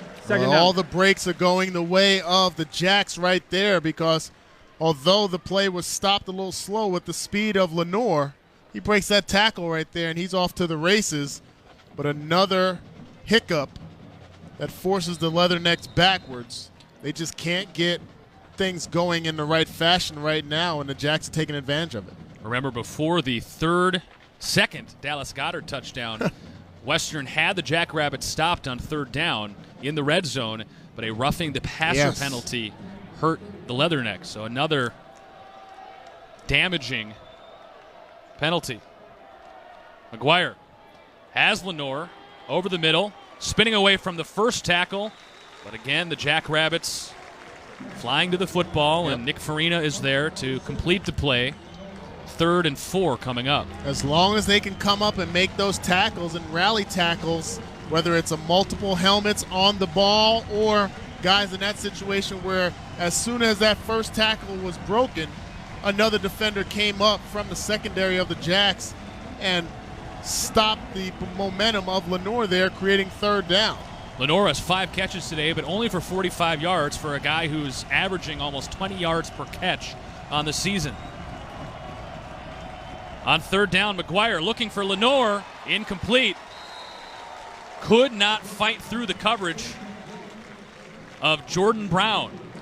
Excellent job by Jordan Brown. A lot of questions on the Jacks in their secondary. They lost Jimmy Forsyth and Jerian Butler from last year's team, and now this is as good a coverage as you will see in college football. Basically beats the receiver to the spot on that slant route. Chance for a flag there. Great coverage. Marquise Lewis back to take the kick. A low punt. Lewis lets it bounce, now fields it. And out to the 30-yard line. Spun down there by Quentin Moon. So the Jackrabbits again with the football here, the 3rd quarter ticking away. We'll be gone for 2 on the State Farm Missouri Valley. Big lead in the second half for the Jackrabbits. Just under 6 minutes to go in the 3rd quarter. And Danon, before the game, we talked about the 2 sophomore starting quarterbacks, and it's been Taryn Christian who has won that contest so far. Look at those numbers: 4 touchdowns, decisive downfield. Yes, he has been. You can see he's just a complete quarterback, very smart, composed, and knows how to get the ball to his big playmakers. Goddard ripped it away from the defender down the sideline, and a touchdown. That was into double coverage, and he just pulled it away from the defender. 4 touchdowns for Dallas Goddard. I think I've seen it all now. This is amazing. Now you're seeing this display, and there's awe and shock on the sideline, but watch this ball. Tipped around in the hands of the defender, and still the presence of mind, focus, and concentration, and then he'll just pull away from a defensive back to get into the end zone to cap it off. Unbelievable play by an unbelievable tight end, Dallas Goddard. His amazing plays and another touchdown on the day for number 86. 70-yard touchdown pass by Christian. You're going to have to update those stats back in the truck. He's well over 300 yards. And Goddard, 191 and 4. That'll do it as it's 45-14 for the Jackrabbits. Unbelievable. And you can, on the big screen here in the newly renovated stadium, and you can see it again and again. Big play after big play as all eyes are in the end zone for the Jacks. A lot of push-ups to be had today by the military personnel. This is a good workout for them tonight, as Tallis Goddard has provided plenty of motivation. I would have passed out after the second touchdown, just telling you. We've seen it happen every which way. We've seen the one-handed catch. That was the only one that wasn't Goddard's. The Connor Landberg one-handed touchdown catch. As there's Goddard hanging out with the offensive lineman in there. So the question is, which big catch is the best catch? The one-handed that made the Sports Center, the one-handed by Landberg, or that catch right there? I'd go to say that catch, two defenders fighting them off, tapping it to himself, going through the defender's arms, and then scampering off for an extra 30-plus yards for a touchdown. He already had one Sports Center top 10 catch earlier this year. He might be back, highlighted again. Stacy Smith popped the 15 and is down there as a dangerous returner. One more look. Oh, my goodness. At this catch. I can't believe my eyes when I see this. I've seen a lot of great catches, but concentration there and then snatching it away and not falling, but pulling away from a defender, getting full control of that ball right around the 40-yard line and pulling off away, striding and all, for the score.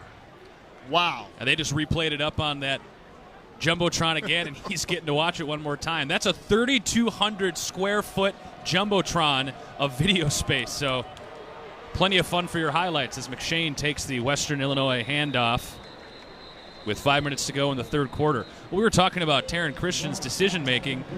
At that point, he just threw it up to his big man. And that's what you do. At times, you let your playmakers make plays, and a lot of times you see quarterbacks not trust the playmakers, and we're noticing that the sophomore quarterback does indeed believe in Jake Winicky and the big playmaking ability of Dallas Goddard, the tight end. Offense, number 73, half the distance to the goal. Replay, first down. Oh, now we're getting a little extra effort, and unfortunately, Matt Zobrist, the senior right guard, gets flagged for an illegal chop block downfield. More penalties for Western Illinois. They've had a few big ones in this game. Now have 6 penalties for 65 yards, and a couple of those have converted at big moments for the Jackrabbits. McShane again taking the Reed handoff, and he finds nothing out on the left side. This Jacks team is like sharks finding blood in the water. They're smelling the blood in the water. They recognize that by being ahead by so many points, 31 points now in the third quarter, they can play a little bit of prevent defense and allow everything to happen in front of them and rally tackle as they did to create that third down or second down situation. Third and long for Western Illinois. In the shadow of their own end zone, McGuire has to dump it off to McShane. McShane had some blockers, but a flag coming in late after the gain of a couple, very late, almost after the play from way in the defensive backfield. Chris Balster comes up, the junior free safety, with a big stop on the dangerous Steve McShane. You wonder if this is going to be against the Leathernecks again downfield, maybe some over-aggressive blocking.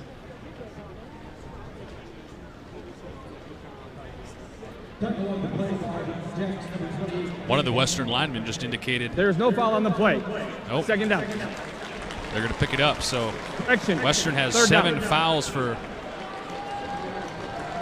79 yards. But it'll just be the short gain and a 3rd and 13. At the 13-yard line. LeSure split out wide to the left. Borsellino in the slot over there. Already in trouble. McGuire escaping the pressure. Chucking it up and intercepted. Dallas Brown. Brown cutting back upfield for the touchdown. The first 2 interceptions of the season by the Leathernecks, and it's 2 pick sixes.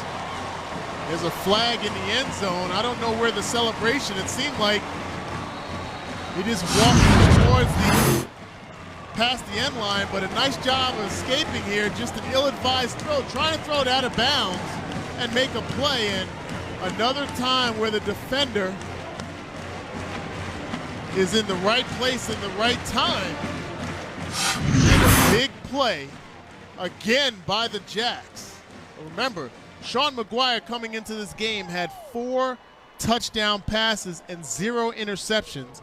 Has not only thrown 2 interceptions, but 2 pick sixes. After the play is over, unsportsmanlike conduct, return team number 25. That foul will be enforced 15 yards on the kickoff. To the play with the touchdown.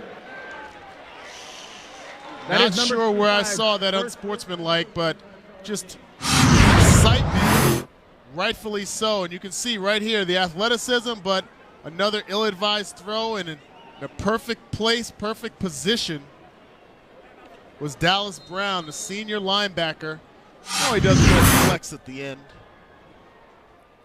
I think you're right, though, Dan, and it did look like McGuire was just trying to heave that one out of bounds. He was jumping backwards and gave that one all he had. He just couldn't get it all the way there. Rolling to his left, trying to square his shoulders to the line of scrimmage and get as much strength on that throw, and just could not generate enough off balance. And the Jacks are making him pay again. Well, that's been the key to Western Illinois this season, and we talked about it earlier, the efficiency in the red zone and the preventing turnovers. South Dakota State has won that turnover battle big time today. McGuire had a hard time getting anything going downfield. His big downfield home run target, Lance Lenore, just 45 yards receiving. Well, there's a lot of confidence in that young man by Coach Fisher and this Leatherneck staff. You consider he supplanted Trenton Norvell, a senior quarterback who's had over 7,000 yards, 5 rushing TDs throughout his career, and actually was a preseason all-conference pick. And Sean McGuire came in as a sophomore and took over that job, not having his best day, but still a lot of confidence garnered by that young man.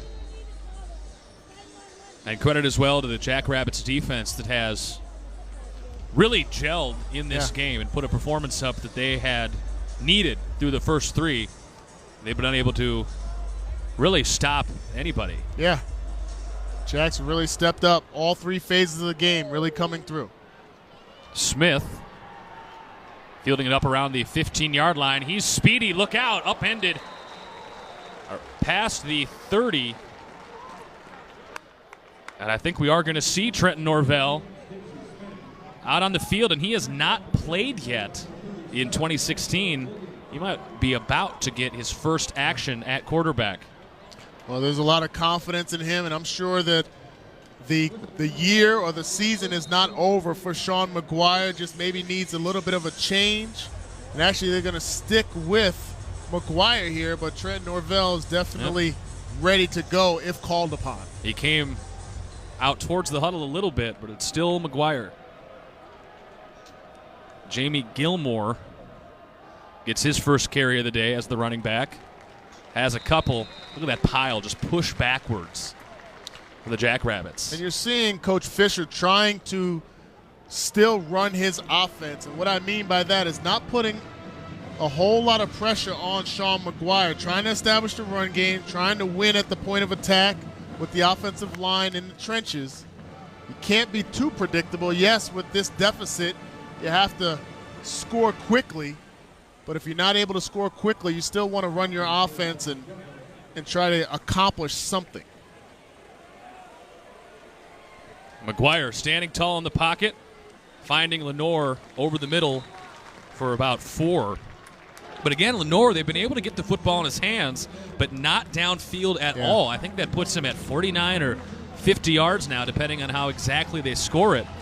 This is a guy averaging 20 yards downfield per catch. Well, what you're seeing is good pressure.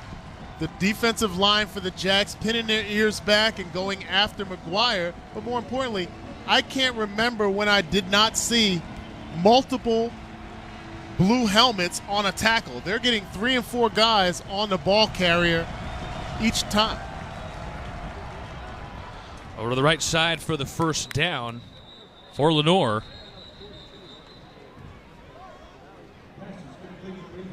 Out near the 50-yard line to the 49, but a flag coming in.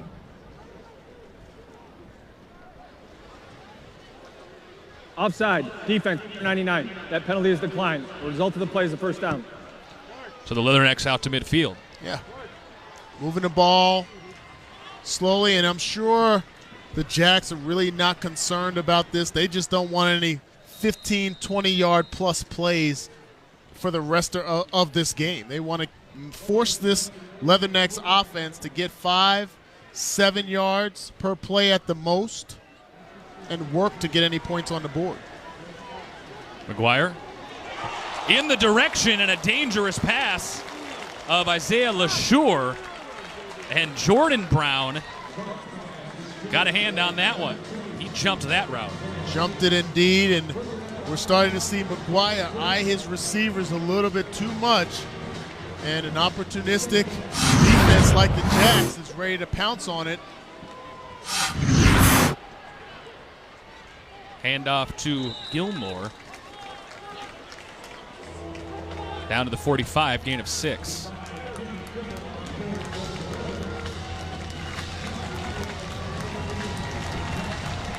James Gilmore, a senior running back, 5'8" in the backfield.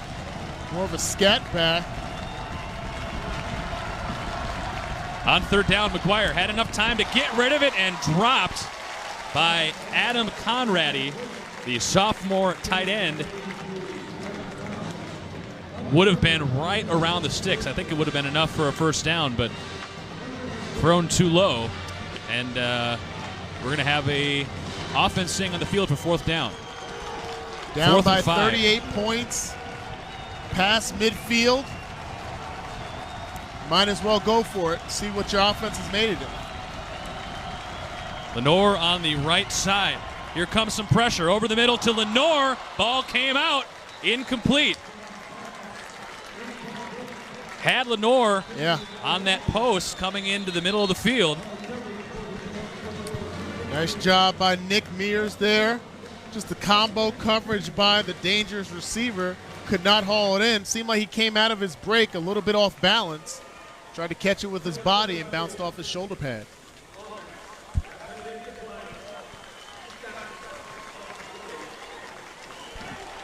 So you could call that the third turnover of the game by Western Illinois. That one on downs. And a good spot on the field to do that. But those 2 pick sixes, of course, I mean, 14 points, they've contributed to this deficit. Exactly. Down by 38 points with 1 minute, 27 seconds left in the third quarter. You got to take some chances, especially on the road.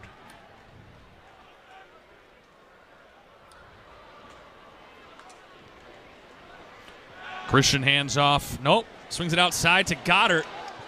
Goddard, after that big 70-yard touchdown catch earlier in this quarter, gets it out to the left as we go down to the sidelines to Kelly Burke. Well, guys, I was on the Western Illinois sideline after that last Dallas Goddard touchdown catch. Was interested to see how they would react to it.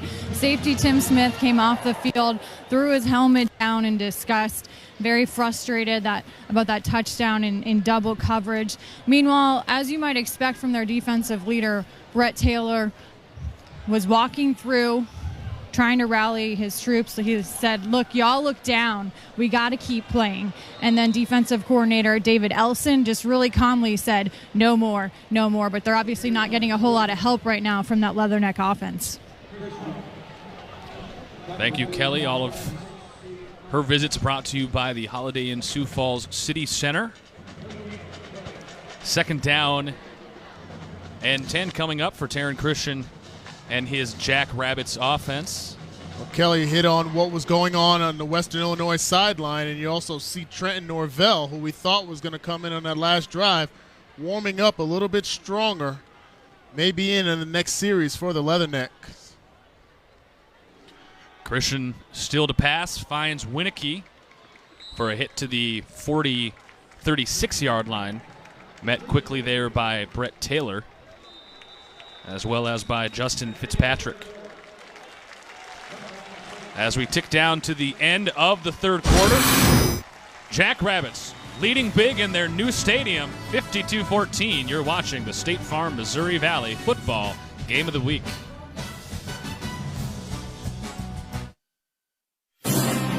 Founded in 1985, the Missouri Valley Football Conference has established a tradition of FCS football excellence. Competing at the highest level of NCAA Division I, student-athletes at its 10 institutions. Garrett Covington chose Western Illinois. Reputation and character.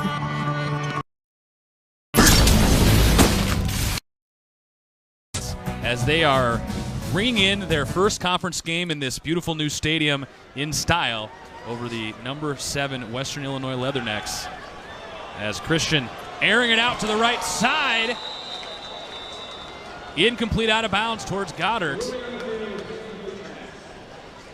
They're still sending it out to him. He's got over 200 yards today. He still came down with this ball. It's just out of bounds. Nice coverage by Xavier Rowe. But he still comes down with an amazing display of athleticism all game long by the junior tight end. Jackrabbits going for it on fourth down here at the 36-yard line. And that's going to be a false start. It'll be 4th and 11. False start. Offense, number 73. 5-yard penalty. 4th down.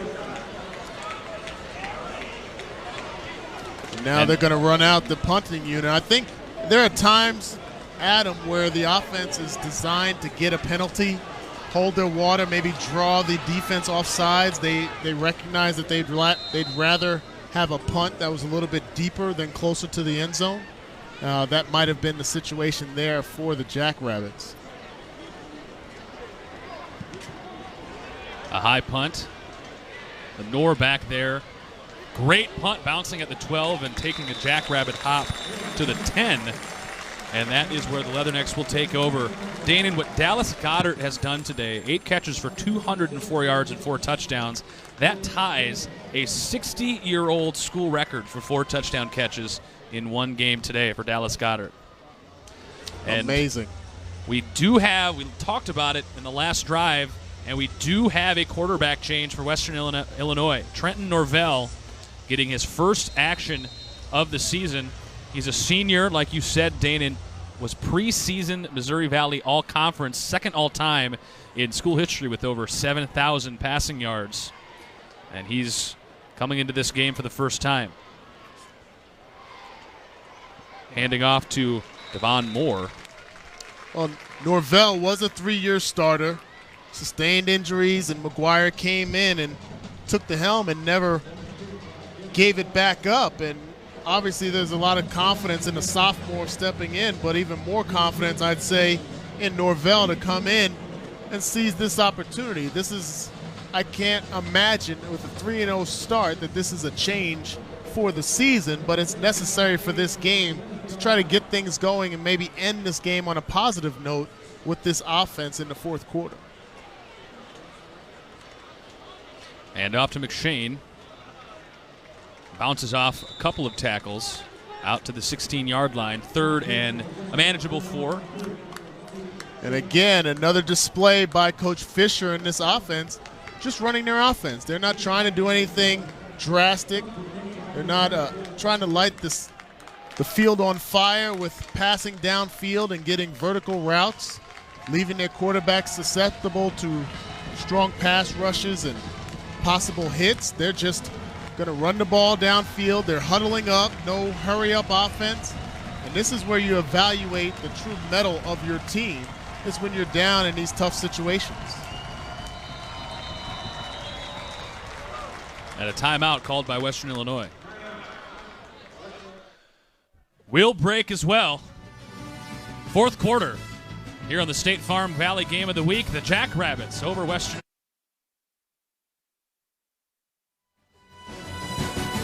South Dakota State feeling good at home in their conference home opener this season. The conference opener on the first State Farm Valley Game of the Week. Western Illinois with the football. Trenton Norvell in there at quarterback.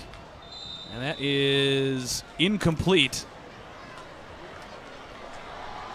No, it was brought in by the tailback out of the backfield, Jamie Gilmore. It's a nice job by Norvell scanning the right side, coming back to his outlet, and making that catch. First and 10 out to the 22-yard line. Just trying to keep this drive moving and get some positive things to happen for this offense. Gilmore takes the handoff, trying to find space off left tackle, and finds none. Christian Roseboom again lays the boom on the running back Gilmore there. Redshirt freshman linebacker, just 6'2", 215 pounds. You have to believe over the next 3 years he'll get a little bit bigger, a little bit stronger.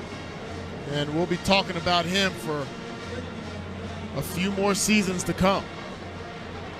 He's now leading this Jackrabbits defense with 8 tackles, and he had that interception return for a touchdown back in the third quarter. Lenore over the middle, right around to the first down marker on second down, out to the 33-yard line, and that'll move the sticks. You recognize why Lance Lenore is one of the top receivers in the conference and will be in the record books for a long time because he's a durable, tough receiver. He's caught balls on the outside, inside, works in multiple positions, slot. He'll come in motion. Great one-on-one receiver. Really showing some heart out there. Still out of the shotgun with Gilmore to his left. Taking the shotgun snap and going for Gilmore. That one's dropped before Dallas Brown laid the hit on the running back out of the backfield. It'll be 2nd and 10. So Steve McShane has had a couple of carries here in this fourth quarter, but Danon, he's been mostly off the field now for Jamie Gilmore, and South Dakota State, who had had trouble stopping the run, over 400 yards on the ground by TCU against the Jackrabbits, kept McShane pretty bottled up. 14 carries for 56 yards. Well, they've only given up 87 rushing yards on the game, which is very impressive. Once again to Lenore over there near the first down marker. It'll be 3rd and short. And a flag coming in back around the quarterback late.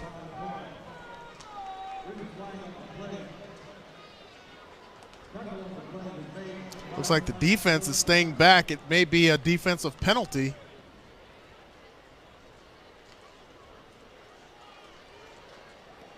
Personal foul, defense number 94. 15-yard penalty. First down. Kevin Sulik is the nose tackle called for that personal foul. Dan, you're right. Other than the Stacy Smith had that 71-yard jet sweep for the Leathernecks back in the first quarter that set up the second touchdown of the game. But other than that, have not gotten established on the ground. So besides that one big play by Smith, what have we seen from the running attack? 16 yards total on the game. 56 for McShane. Really, South Dakota State has not heavily relied on their running game either, as Norvell takes a hit as he slides. And Lance Lenore standing nearby, he was looking for a flag to be thrown, but the refs are going to keep it in their pocket. And Norvell, with that pickup of 7, sets up 2nd and 3. Well, that was a questionable situation there. Could have backfired for the Jacks. Aggressive coming up for that tackle. But you see right there, he's already in his motion. Now, fortunately, the defender, Kleinschmidt, comes up with the shoulder and gets away with that, but a smart play by Norvell. Gilmore down to the 35-yard line. It'll be 3rd and 1.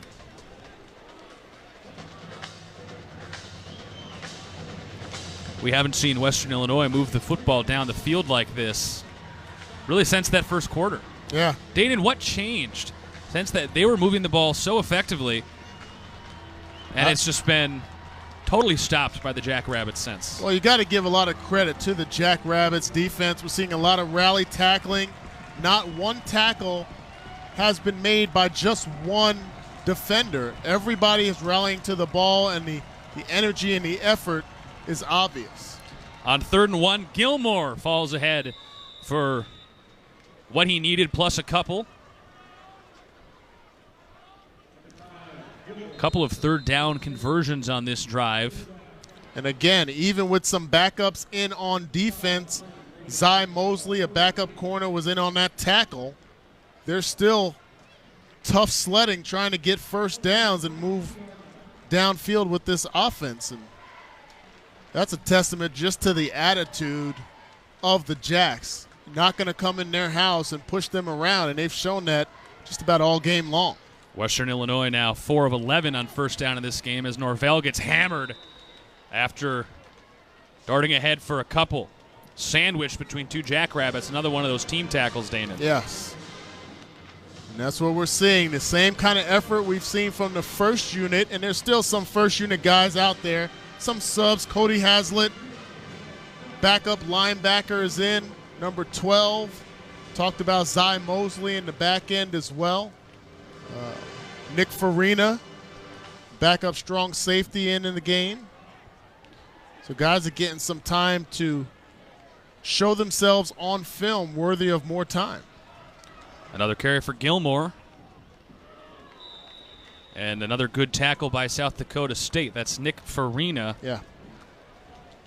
That was talked about by the coaches as a key to this defense before the game as well, that improving the tackling for the Jackrabbits. And it's been great tackling today. Well, you talk about the keys, Adam, and we obviously in our conference calls during the week, they wanted to win the game of turnovers, get quarterback pressure, extend the drives, make their running game a huge factor, which would open up the door for play action and then winning on special teams. I got 5 keys, and it looks like they're 5 for 5 in this game so far. Everything that the coaches and the staff around this Jacks program talked about all week long, they have accomplished in great fashion. Another first down catch by Lance Lenore. He now has 10 receptions in the game. That was a 9-yard catch. And now we go down on the field to Kelly Burke. Yeah, guys, South Dakota State defensive tackle Cole Langer has some pretty good bloodlines. His grandpa is Jim Langer, who played football and baseball here for the Jackrabbits, but is also a Pro Football Hall of Fame center who played for the Vikings and then on that 1972 undefeated Miami Dolphins squad. Then there's his dad, Tracy, who was an all-conference catcher for the Jackrabbit baseball team, and he also has 2 uncles that played here on the baseball team at South Dakota State. So a big sense of pride among their family with 3 generations of the Langers playing here for South Dakota State. Thank you, Kelly. And Langer in on that tackle that brought down Norvell for a loss of 5 on first down. Langer has been a key piece to this defense all year. He's drawn double teams pretty much all year long. Over to the left side, knocked free. As that was directed at Adam Hagerworth. Broken up by Anthony Washington. Anthony Washington is a guy that we have not talked about too much yet today, and for a defensive back, that means you've had a good day. Yes. They really haven't attacked his side of the ball, and obviously he's gotten a lot of help from a solid pass rush in the face of both quarterbacks throughout this game. 3rd down for Norvell. 3rd and very long, probably 4-down territory. Norvell already in trouble. Stepping back away from the pressure, just airing it out, and is able to get that one out of bounds. That howl from the crowd you heard was hoping for a intentional grounding, but Tony Harper, the tight end, was over there for Western Illinois in the vicinity. And it'll just be 4th and 16. A good smart play by Trenton Norvell. Had nowhere to go with the ball.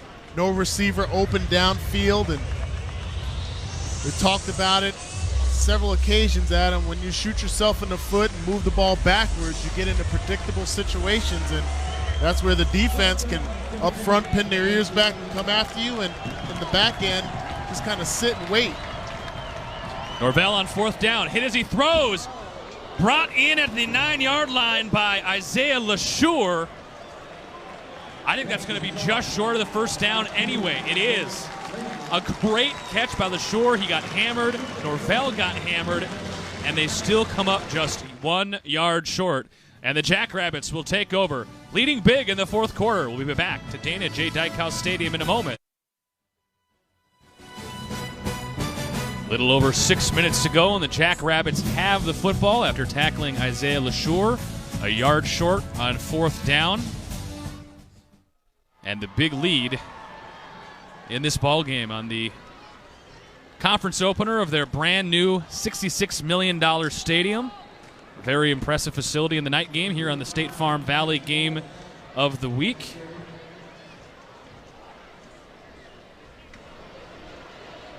That was Mikey Daniel getting his first carry of the season. He's also a kick returner for the Jackrabbits. Daniel, the 210-pound redshirt freshman from here in Brookings. Hometown running back. Got Zach Lujan in the game for the Jacks as well. So the backup veteran quarterback or senior quarterback, two-time captain, who was supplanted from his job by Taryn Christian, is in the game now. Talked about Trenton Norvell and coming in and what he's been able to accomplish in his career. Zach Lujan, coming into this game, actually was responsible for 0.6 more yards per game than Taryn Christian. 204.7 yards, and you're the backup to a quarterback that had 204.1 yards per game. Well, we learned this week that the way that this quarterback competition in camp was settled defense, was number 95. Yard penalty, 3rd down. The coaches for the Jackrabbits literally tallying every rep with the first-team offense in practice and just tallying up who had more turnovers. Yeah. And at the end of camp, Taryn Christian had less turnovers, and that's why he won the job. It came down to being as simple as that. They're so close on their production abilities. That's one of those good problems if you are Coach Stig and this staff, is to have 2 quality players at that quarterback position just in case anyone gets hurt, which has happened to both of these teams. Well, both of these programs over the last year. Their starting quarterback got hurt, and they did not know what they had in the next guy until it was time to throw him into the fire. And they were able to sustain some success, make the playoffs, and now they have 2 quality, game-proven quarterbacks that can lead them throughout this season. Lujan failed to connect with Mitch Vovoda on 3rd down. And the punt unit comes out onto the field a little under 5 minutes to go. A couple of minutes burned off the clock on that Jackrabbits possession. Lujan, unlike Norvell, was not getting his first action of the season tonight. He actually has thrown 2 touchdowns this year. As a quick tackle made just short of the 40-yard line on Gilmore, the punt returner. We'll take one more short break. Western Illinois back on offense, close to closing this thing out from Brookings on the game of the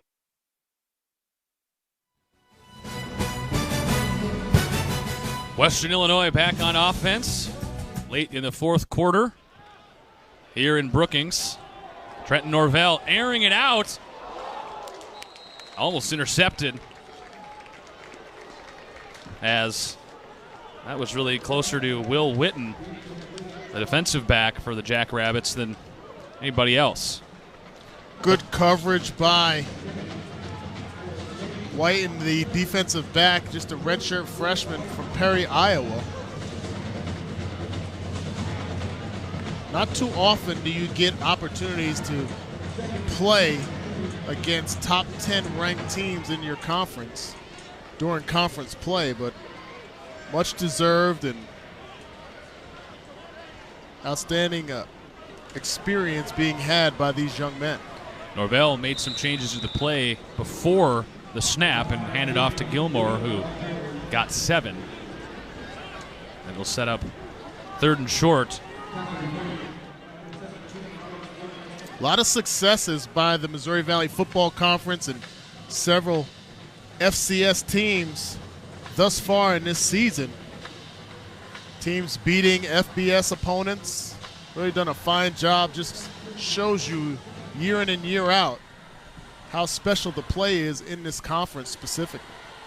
It seems like a few games like this happen every year in the Valley, where you come in, you have 2 teams that are ranked, and you think you have an idea of where everybody's standing and what the hierarchy is, and then something like this happens. And the Jackrabbits, who were maybe a little bit on the ropes, or some people thought were a falling team, look like they're right back at the class of the Valley. Absolutely. I'm sure there were a lot of question marks as to how does a 1-2 team still garner enough respect to be a top 15 team in the country.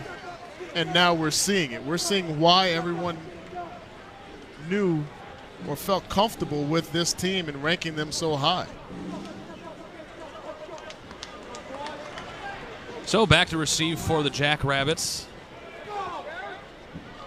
Got a new, nope, that's still.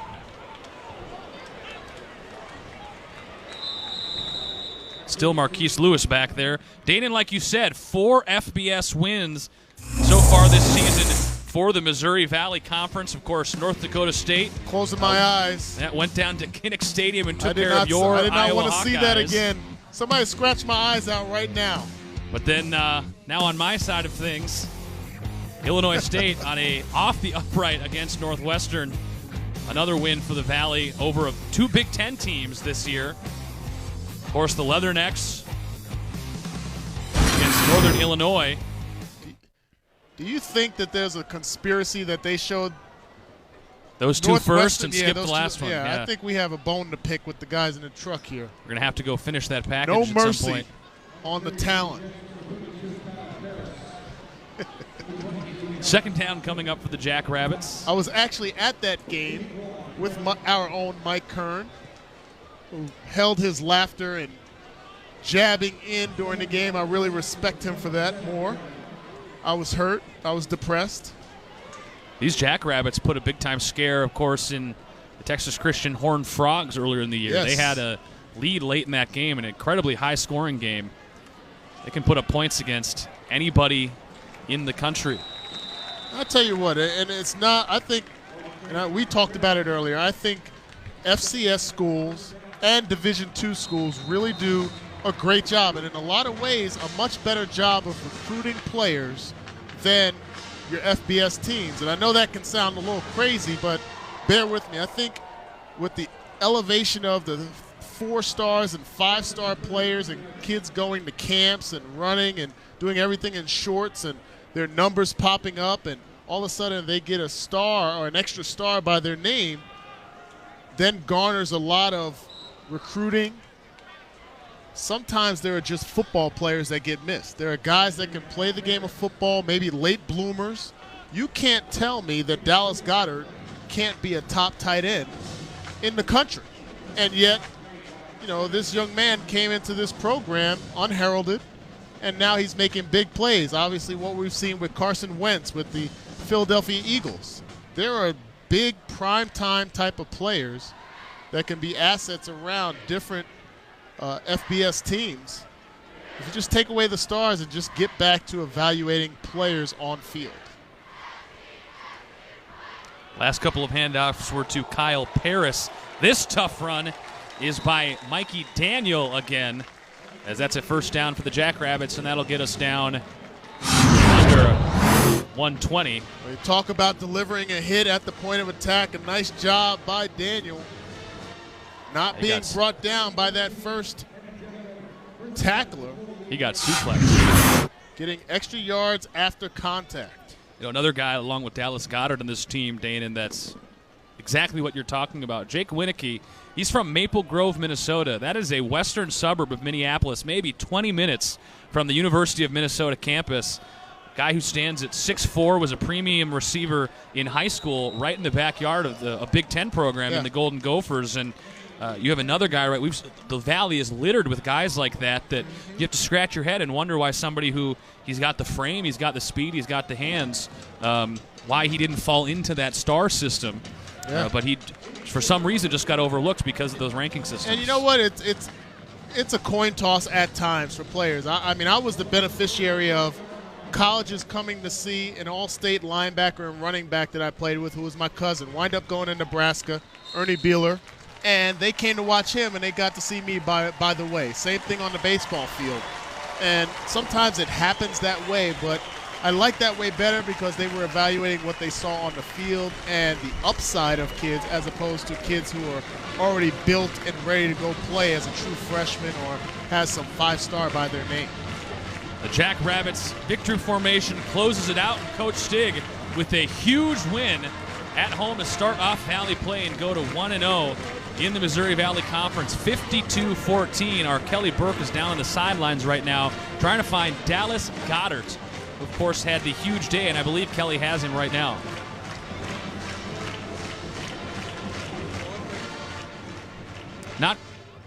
And down to Kelly now with Dallas Goddard.